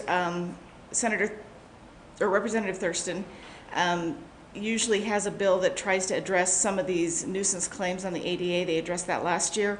This year's bills basically required the Department of Human Services to do some reporting to the legislature on accessibility, on some of these issues that are coming up, and it also creates this alternative dispute resolution for ADA claims so that you're not going directly to court, that you have, if somebody's making a claim that you're not ADA compliant, you have an alternative dispute resolution process. Okay, B is for baby. This is a bill that was passed, Senate Bill 207. This was passed to grant state employees, but not all state employees, but most state employees, the ability to have paid maternity leave. They call it postpartum recovery leave. It is paid leave for 12 weeks, or 120 days, excuse me. And but it's not applicable to like attorneys in the AG's office. It's not applicable, unfortunately. They got accepted out. I believe the state treasurer's office got accepted out, and maybe the state auditor's office got accepted out. But otherwise, state employees now have paid maternity leave. C is for construction. Some of you may know that there's been an ongoing attack on the whole building permit process and how quickly cities and counties review applications for building permits and building plans, and there's been a fight over how quickly building inspectors get out. There is a shortage of building inspectors, so oftentimes it's really difficult to get folks out there. But there were essentially 3 bills that tried to address some of these issues. The first one was House Bill 29, and basically that requires a building inspector to come out within 3 days of a request for an inspection. That bill also adds swimming pools and spas to the construction codes, so now there are standards in the state construction codes. House Bill 54 basically allowed the use of timber in the taller buildings. I think before you couldn't use timber in the structures if the structure was more than 3 stories. Now you can. You can use heavy timbers in the construction. That actually helps the Home Builders Association build more affordable housing because they don't have to use steel. And they're able to produce more housing product at a less expensive rate, is what they're saying. House Bill 374 was the really scary one that was going to bypass cities and counties in terms of plan reviews and building inspections altogether. But fortunately, this one did get amended. So Gary Crane, thank you, from the City of Layton, did a great job on this one. And at this point in time, the bill just requires that the League of Cities and Towns do some reporting to the Labor Interim Committee over the interim session. They want to know how fast, how quickly all jurisdictions are actually doing plan reviews. They passed a bill 3 years ago that required that we do it within a certain period of time. I believe most jurisdictions are able to do that within that time period. Apparently there are some problem children out there. And so, you know, the Building Coalition is really wanting to bypass that. We're trying to avoid having legislation aimed at us. So we just told the interim committee that let us get you some data.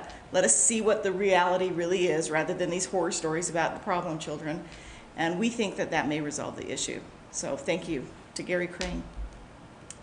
D is for daylight savings time. Now that probably has nothing to do with anything except that I'm really excited about it. I've always wanted year-round daylight savings time, and we're actually that much closer. So what the bill said was, if two things occur, Utah can go onto year-round daylight savings time. Those two things are, number one, you had to get 4 other Western states to pass legislation, similar legislation.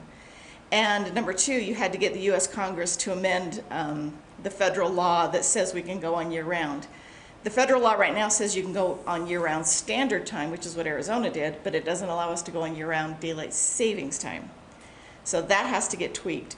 But of the western states, Washington, Wyoming, and Oregon have all passed similar bills. Idaho also passed a bill, but it didn't include the entire state. I think they left like Coeur d'Alene out, so I'm not sure if that counts.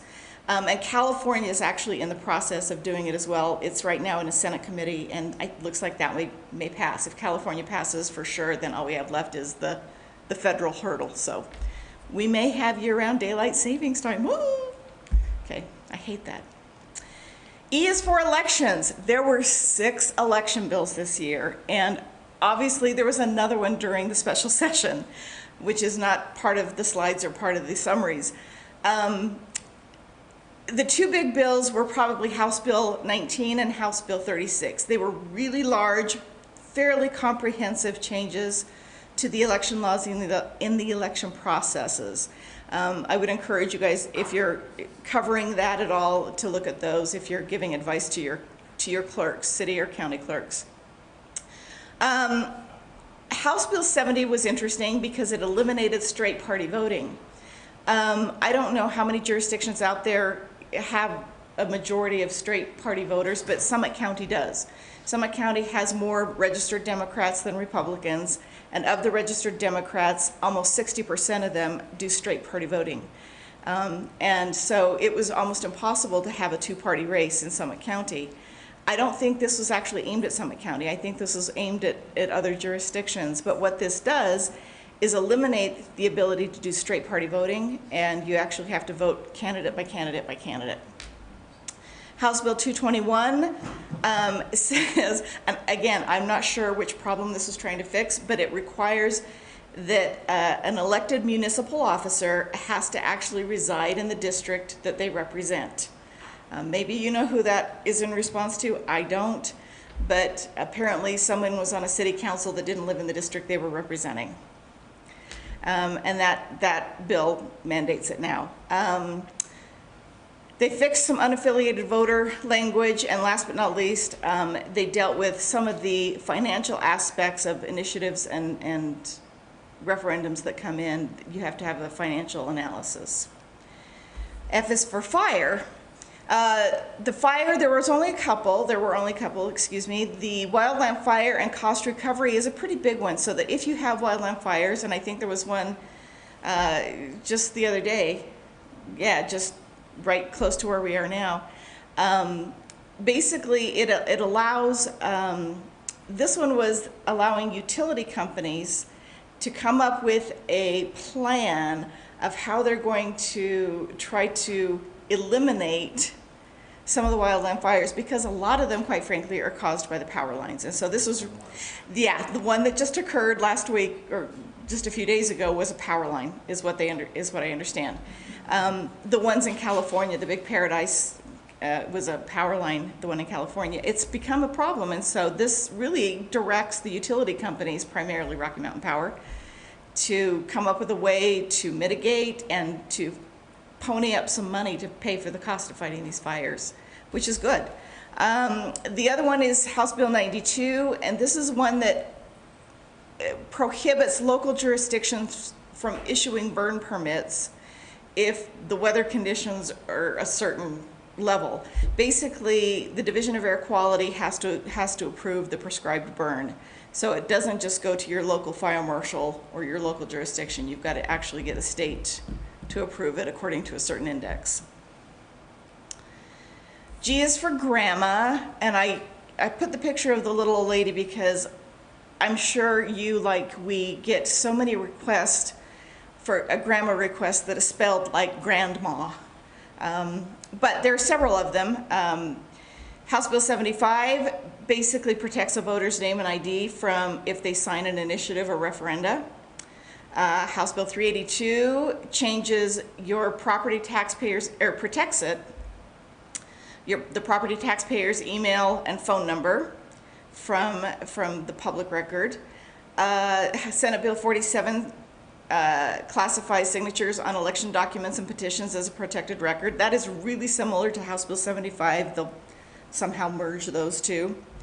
I guess they were really concerned about people getting harassed after they sign a petition on an initiative. Senate Bill 83 amends the procedures for classifying voter records as voter registration records as private records, so you can classify them. And again, that's for some of the protected, like police officers and judges and stuff like that, can protect some of their voter registration cards, or information, excuse me.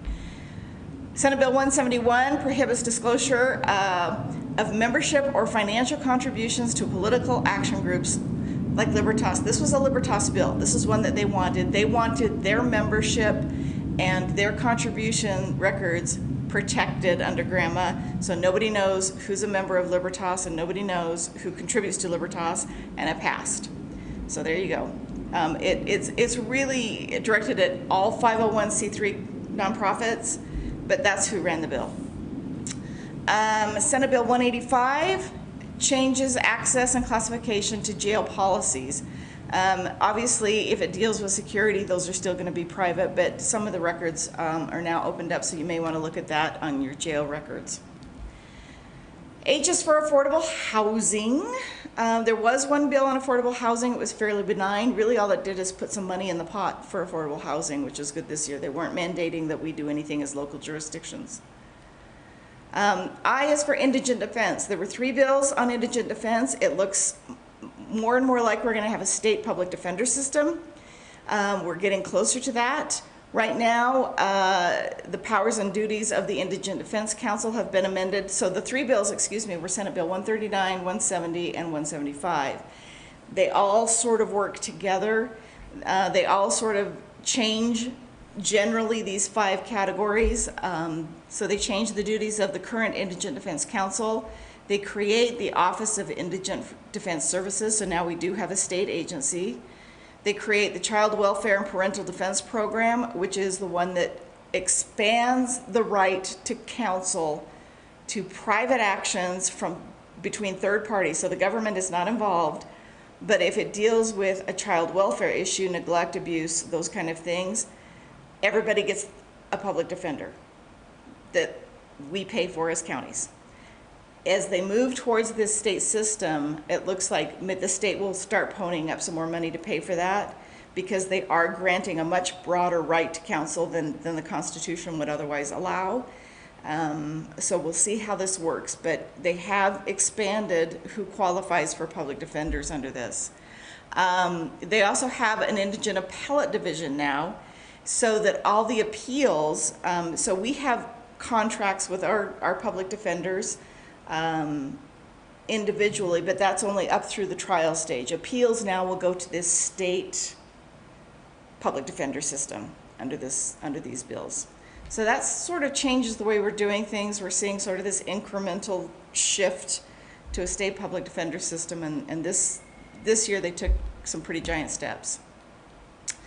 J is for jails. There are some jail reporting bills that obviously the sheriff's office needs to know about.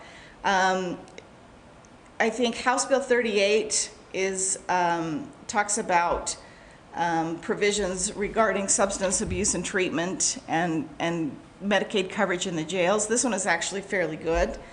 House Bill 110 was a reporting bill. That just requires that if you're putting money into a commissary account for a prisoner, that money may be taken out for other uses, like paying fines or something like that. So you just need to give notice of that. And then last but not least, Senate Bill 236 is where they tried to consolidate most of what was happening. That actually changes the reimbursement rate for state prisoners. So it changes the formula of how they calculate the state daily rate, so that the state daily rate actually increases, but then they reduced the percentage of reimbursement that they give to the counties. So I'm not sure in the end how that plays out, but I know the Sheriff's Association worked with the legislature on that one, so hopefully it's not too bad. Okay, I couldn't think of one for K, so I got really creative and said K is for mosquito, and yes, I know it's spelled wrong. So there is a bill that if you have a mosquito abatement district, and they want to use ULV treatments, which is a light treatment to kill the mosquitoes, you have to create and maintain a website or social media platform, and you have to give special noticing to all the neighbors that you're using this ULV flyby kind of treatment. So if you're gonna do it, just know that there's new noticing for those little pesky skeeters. L is for letter of caution. I don't know if Will and his group talked about this one. This just allows post one more tool in their toolbox of discipline. Prior to this, they could either, they couldn't have sort of an intermediary. Either you lost your post certification or you didn't.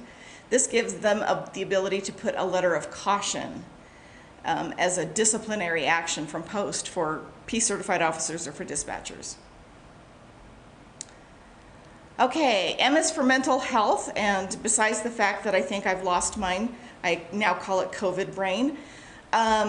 There were a lot of bills on mental health this year, and COVID brain is a real thing.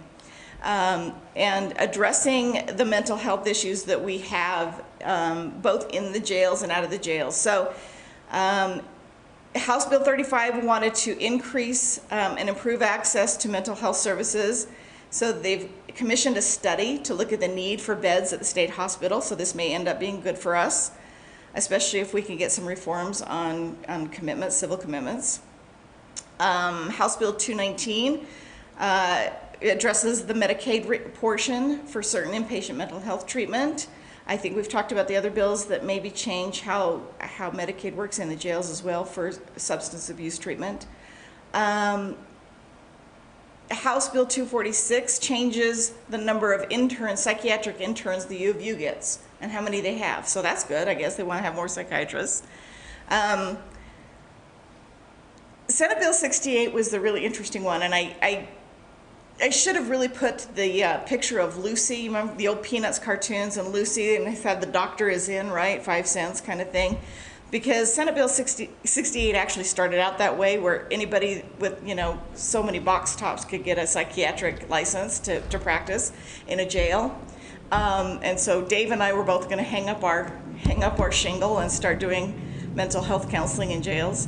But obviously this got amended throughout the session and made much better. The health experts obviously really fought this one and wanted to make sure that you had to have some licensing. So rather than actually loosening the standards, they actually increased them a little bit in terms of number of hours of training and CLEs and that kind of stuff, or the equivalent of CLEs.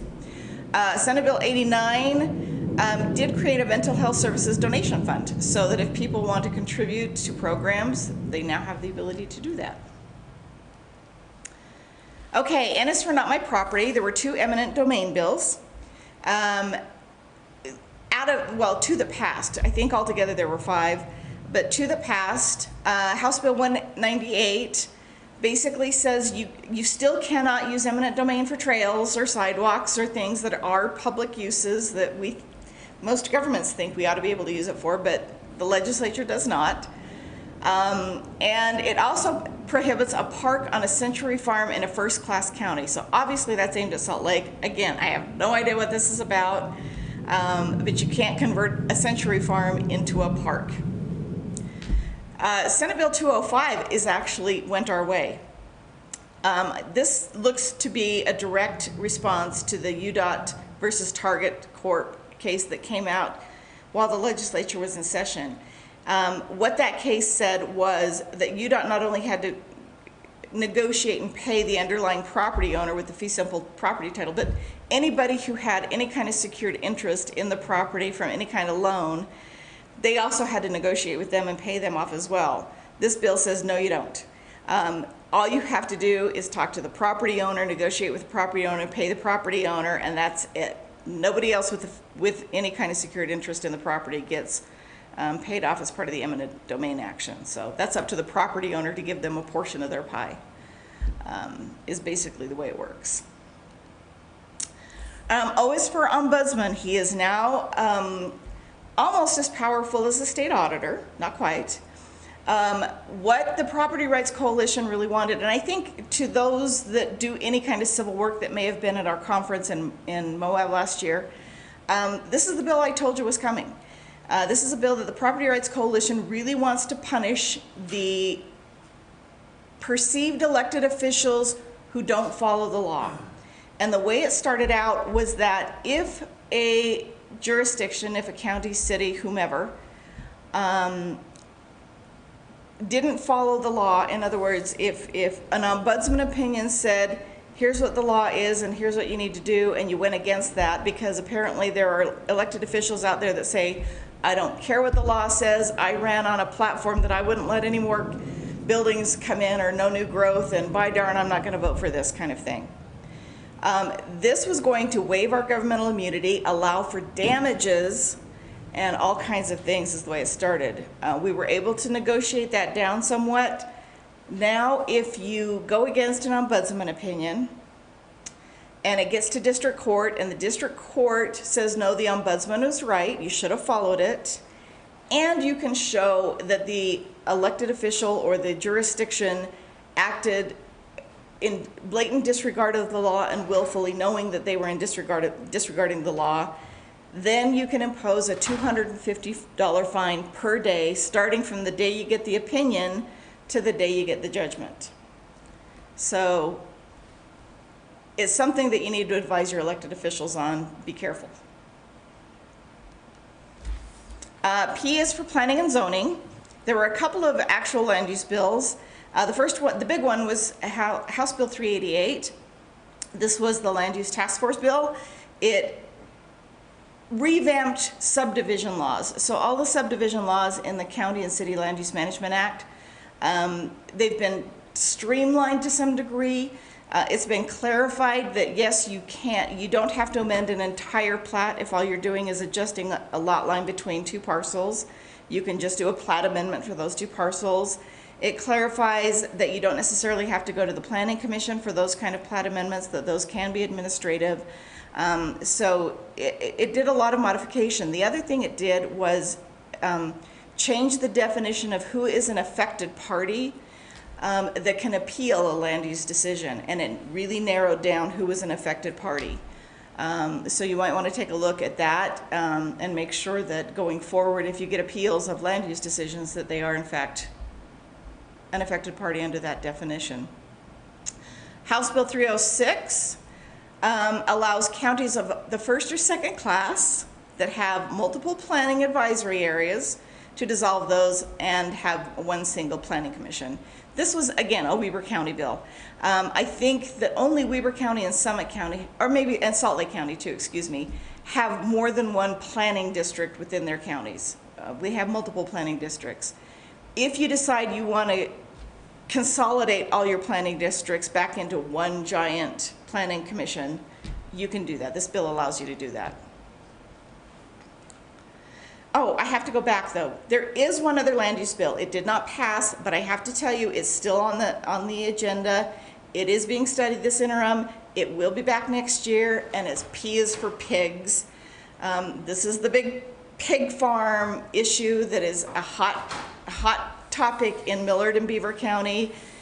Smithfield Foods wants to put these very, very large industrial-sized pig farms in those jurisdictions, and they don't like the fact that the setbacks are 5 miles or 10 miles. They think that those are unreasonable. They're suing Millard County, is my understanding. There is a lawsuit ongoing.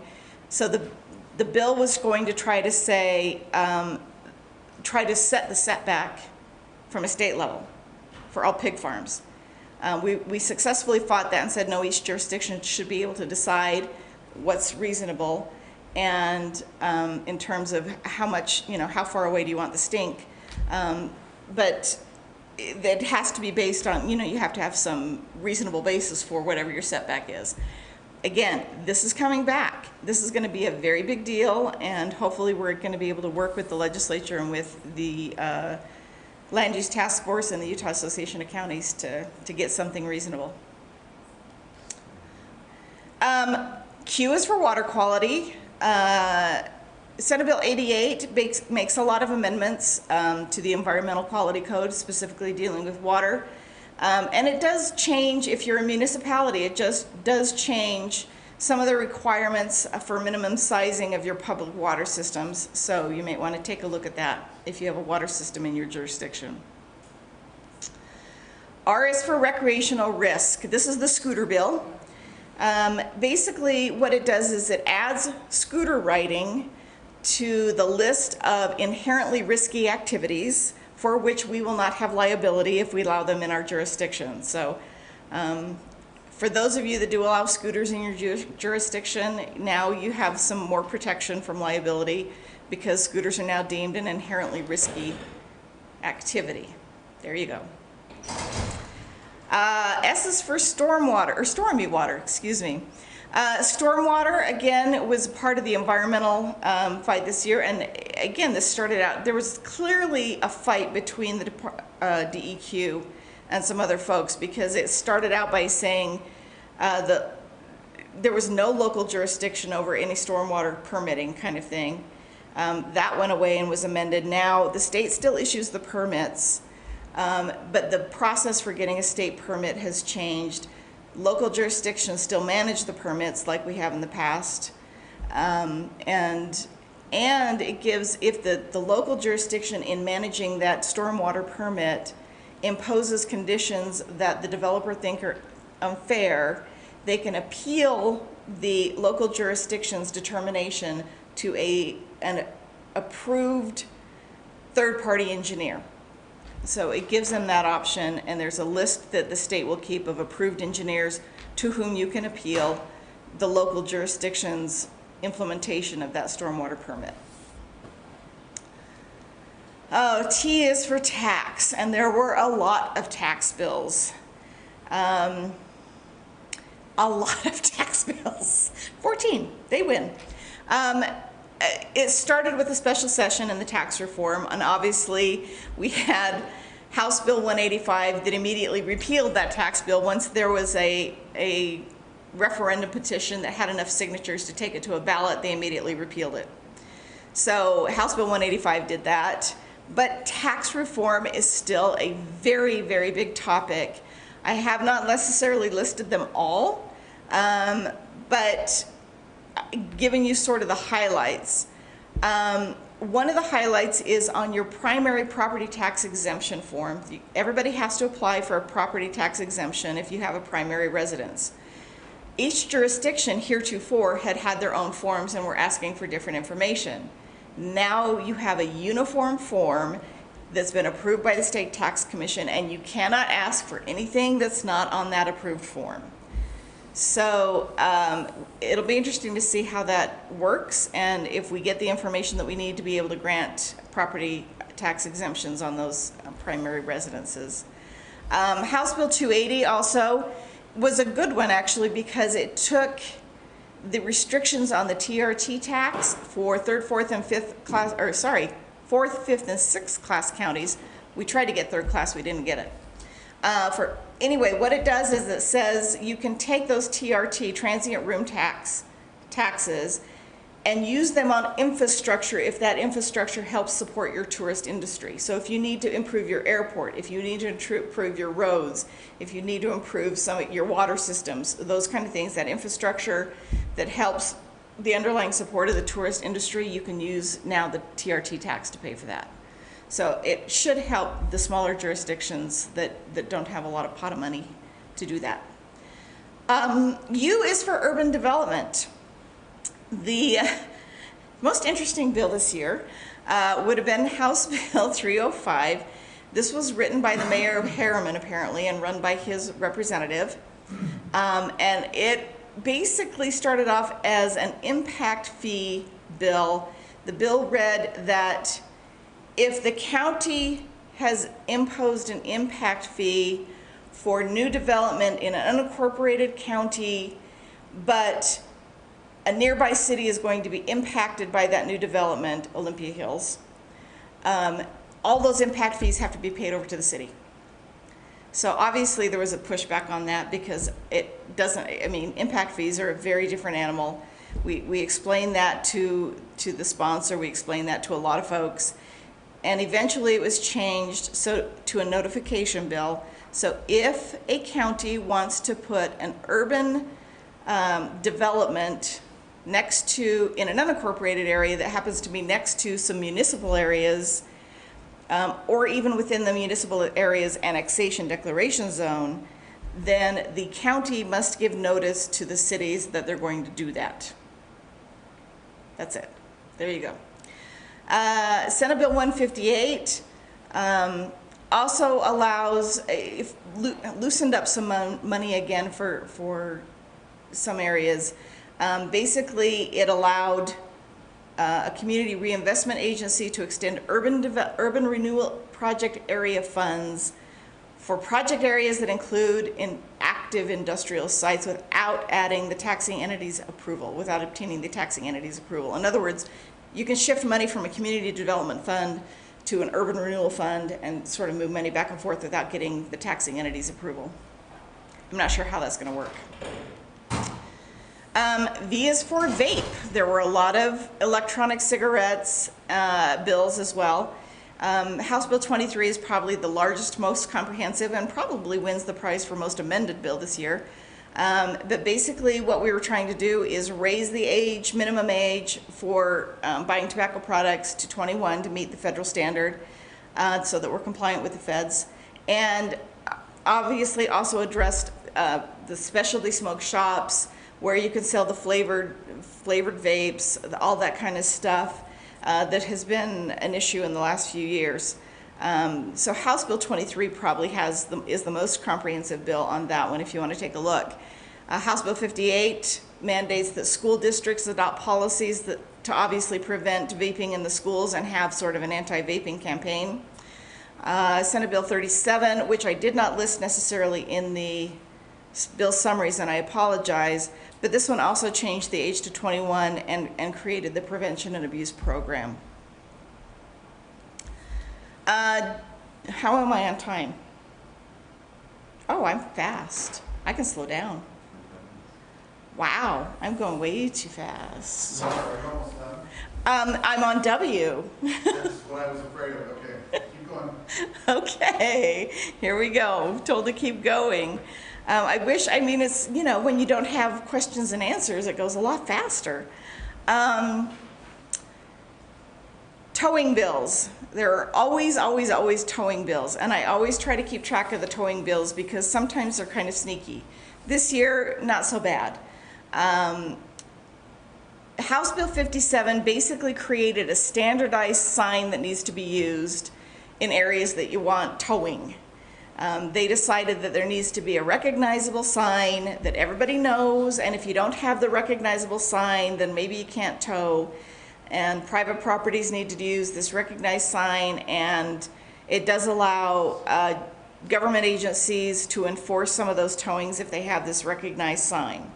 So there is now a standard towing sign that is going to be used in all no parking zones. The House Bill 120, some of you may remember that I don't know, last year or the year before, I lose track, the legislature took away the ability of jurisdictions to impose a dispatch fee for people that want to be on the tow rotation. This year they put it back in, but only for special service districts. So I think this may be only a Weber County issue as well, but the special service districts can impose a dispatch fee to towing companies that want to be on their tow rotation. Okay, X is for ex-felons, and I think William probably told you about this one as well. House Bill 98 fixed the mess that was last year's bill that made us all felons if we had any kind of personal use of public property. It separated out the cash from the property, gave you a chance to fix the damage, put some intent language in, and thank you to Salt Lake County and all their work to fix that so that we're no longer felons if we happen to use a pen inappropriately. This is my favorite bill of the sorry, I keep getting phone calls. My favorite bill of the session was the yurt bill, and this is where my quote, "It's just a tent," comes in. Senator Hemmert was the Senate sponsor of this bill, and he kept every committee meeting, every time he'd see us congregating, he'd walk by and say, "It's just a tent! It's just a tent!" This is the bill that tried to deregulate the construction of yurts. They wanted to make them, and did eventually make them, but they wanted all yurts to be exempt from the building code, all yurts to be exempt from the fire codes, even though there's fireplaces inside of them. Wanted them to be exempt from any kind of food or health regulations, sanitation regulations, all those kind of things. They just wanted them to be exempt. The story behind this, the anecdote behind this that was told to the committee is that apparently, and I think it was in Utah County, there's a trail that connects Snowbird over to Utah County. They wanted to put some remote yurts in there that they would charge, of course, $300 a night to stay in while you're skiing along a backcountry trail. But they didn't comply with the zoning. Well, that had nothing to do with the construction code or the health code or anything like that. It had to do with the land use. But Representative Brammer filed this bill. Senator Hemmert co-sponsored it in the Senate, and it tried to deregulate that. Needless to say, the fire folks and the health department folks and the building folks had some issues with this because a lot of our resorts, in fact, you can rent yurts from the state at state parks. Like East Canyon Creek has a couple of yurts, I think, that you can rent. And so you want to make sure that if people are paying money to stay in these things, these are like hotel rooms, and some of them, at least in Summit County, are really luxurious. And they do have food service, and they do have fires, and so you want to make sure that you make them safe. So the way the bill ended up is that if the yurt is located in an area otherwise not zoned by the county, in other words, if you have any kind of zoning for residential or agricultural or anything but perhaps Forest Service, then the yurts are going to be regulated like normal. But if you're outside of those zoning districts and you're in a remote area, it defines remote yurt as being in that area, Then you don't necessarily need to comply with the building codes for these kind of structures. You do have to have a fire extinguisher, and you have to have a porta potty that's self-contained of some sort, and they list the kind of porta potties that you can kind of have. And that's basically as good as we got. Now, I have no idea where these things are going to go in, but that's the way that bill ended up, and it's just a tent. And if you've been in one of these, you'll know it's not just a tent at all.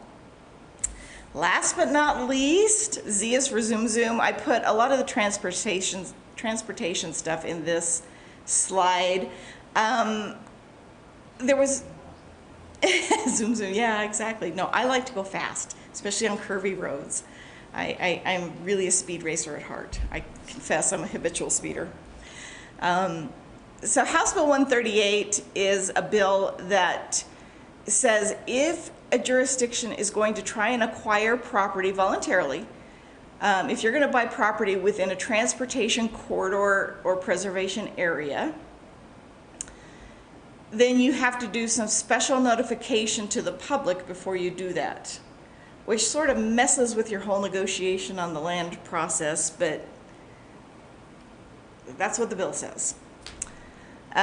Senate Bill 150 changes, that was the big transportation bill. It changed some of the funding mechanisms for cities and counties, and it requires some noticing that if there's a large transportation district, like a UTA or something, and you get a land use application, you have to notify them of that land use application and get their impact or input, like a service provider, on the impacts of that. So now your transportation districts are service provider comments on your land use applications.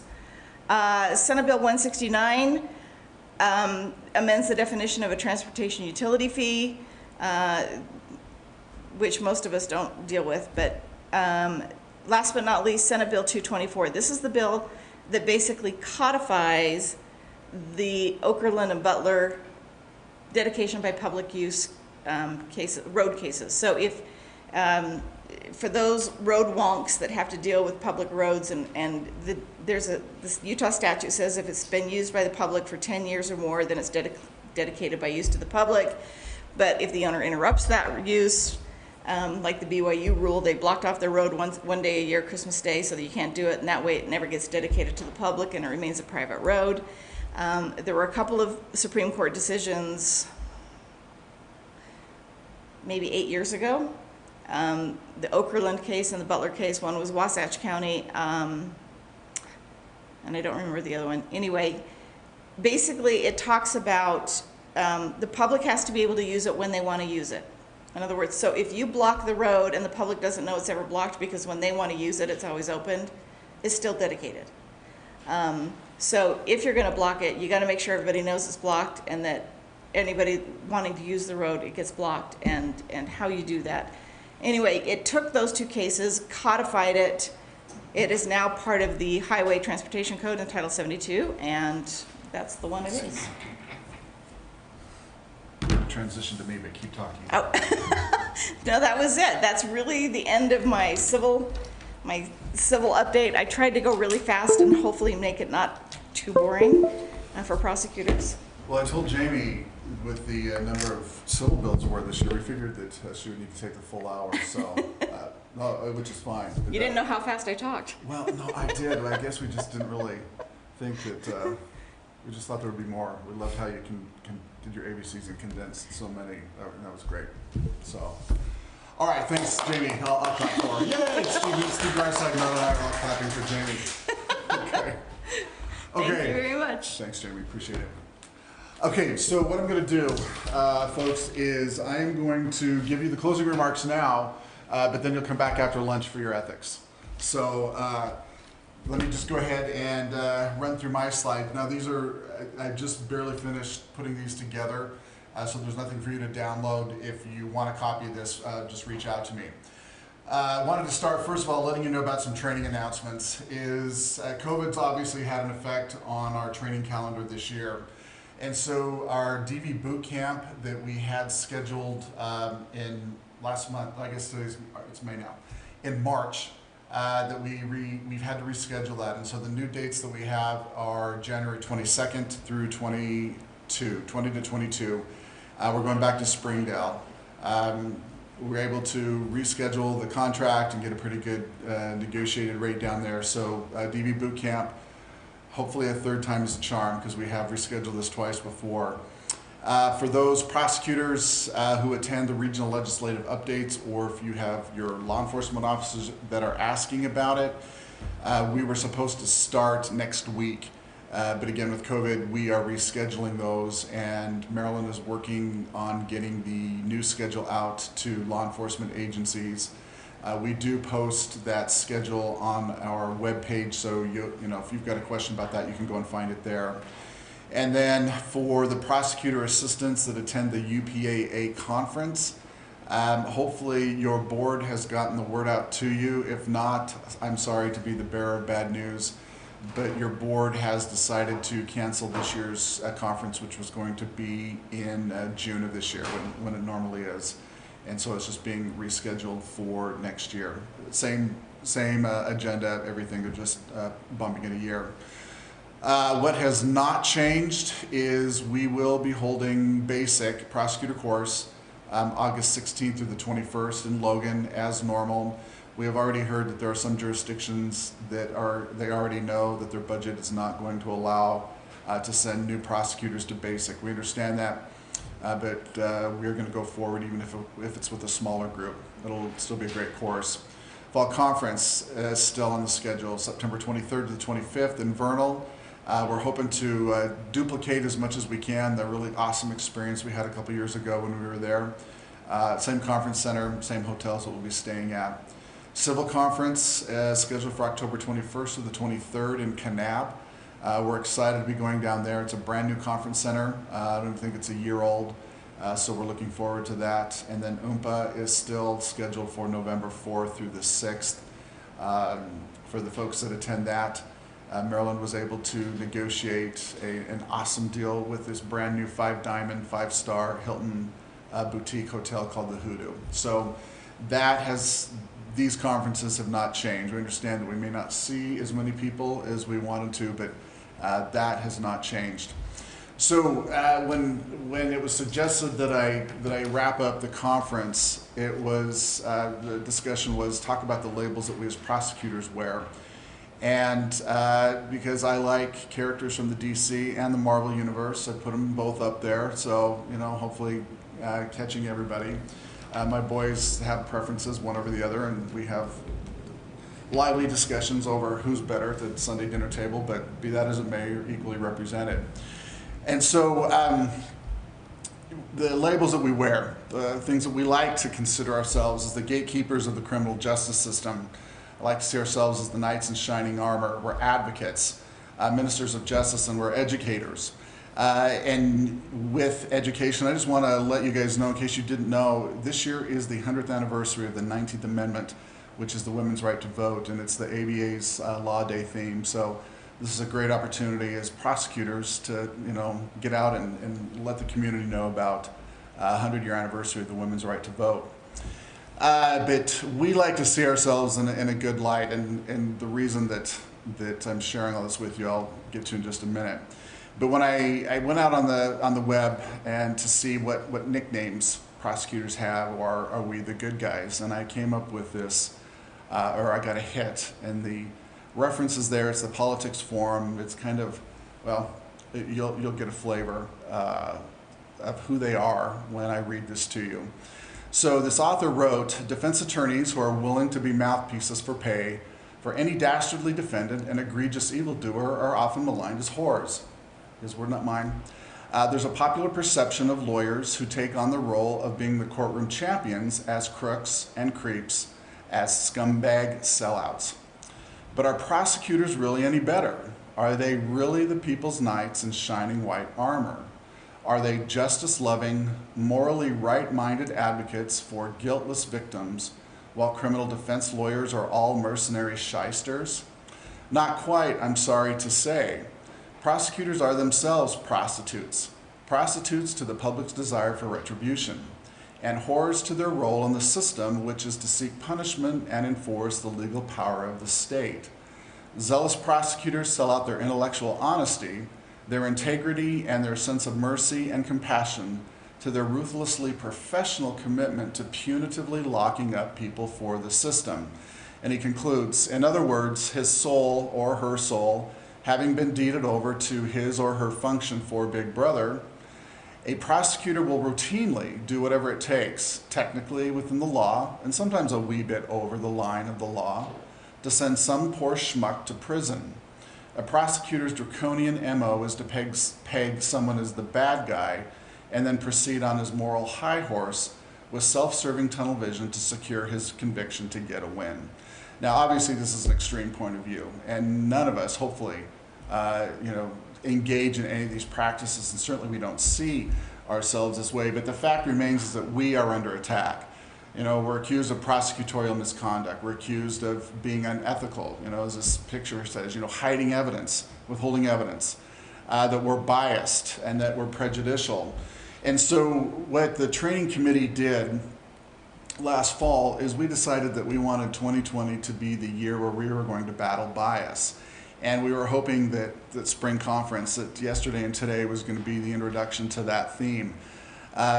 Because we wanted Justice Simonis and Emma Houston from the Salt Lake County Mayor's Office, who were going to talk to us about bias, we wanted them to have a live audience. We have bumped them. And the reason then that my remarks, where I was going to wrap up, is to introduce this theme and talk a little bit about what they shared with us. But Emma Houston is scheduled for fall conference, where the theme for fall conference is battling bias.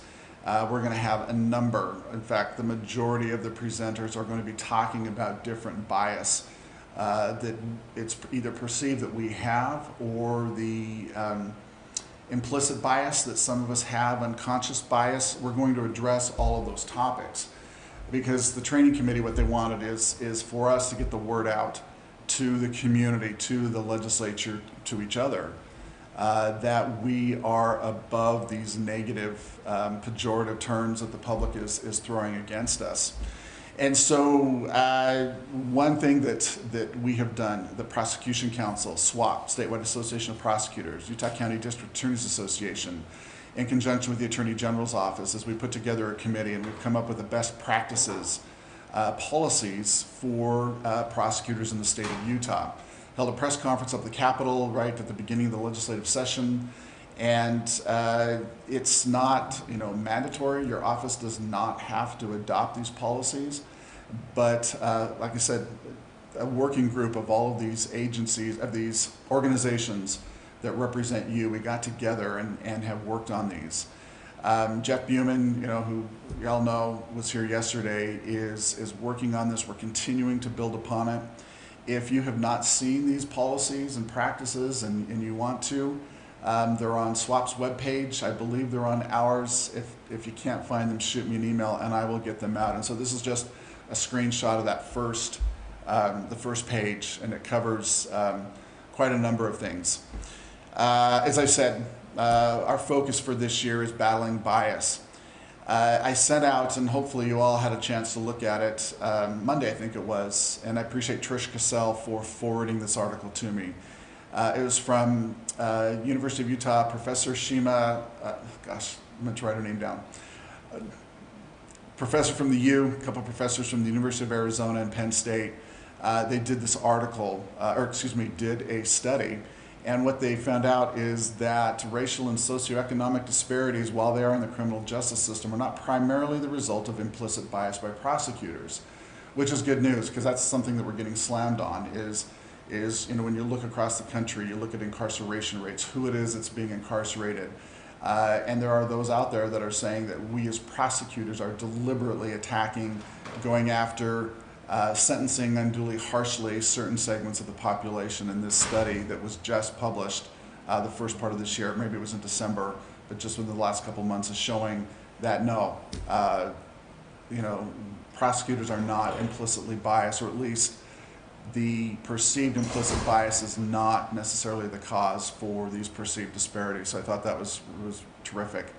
And then, as I said, next fall, we're focusing on that. And then next spring, Justice Himonas could not come for fall because it's the same time as the judicial conference. And so he will be here a year from now talking about professional bias in the courtroom, and then with a specific focus on gender bias. So that's this next training year. We are ethical. Washington County has published, they call it Ethical Guidelines, the Right Things.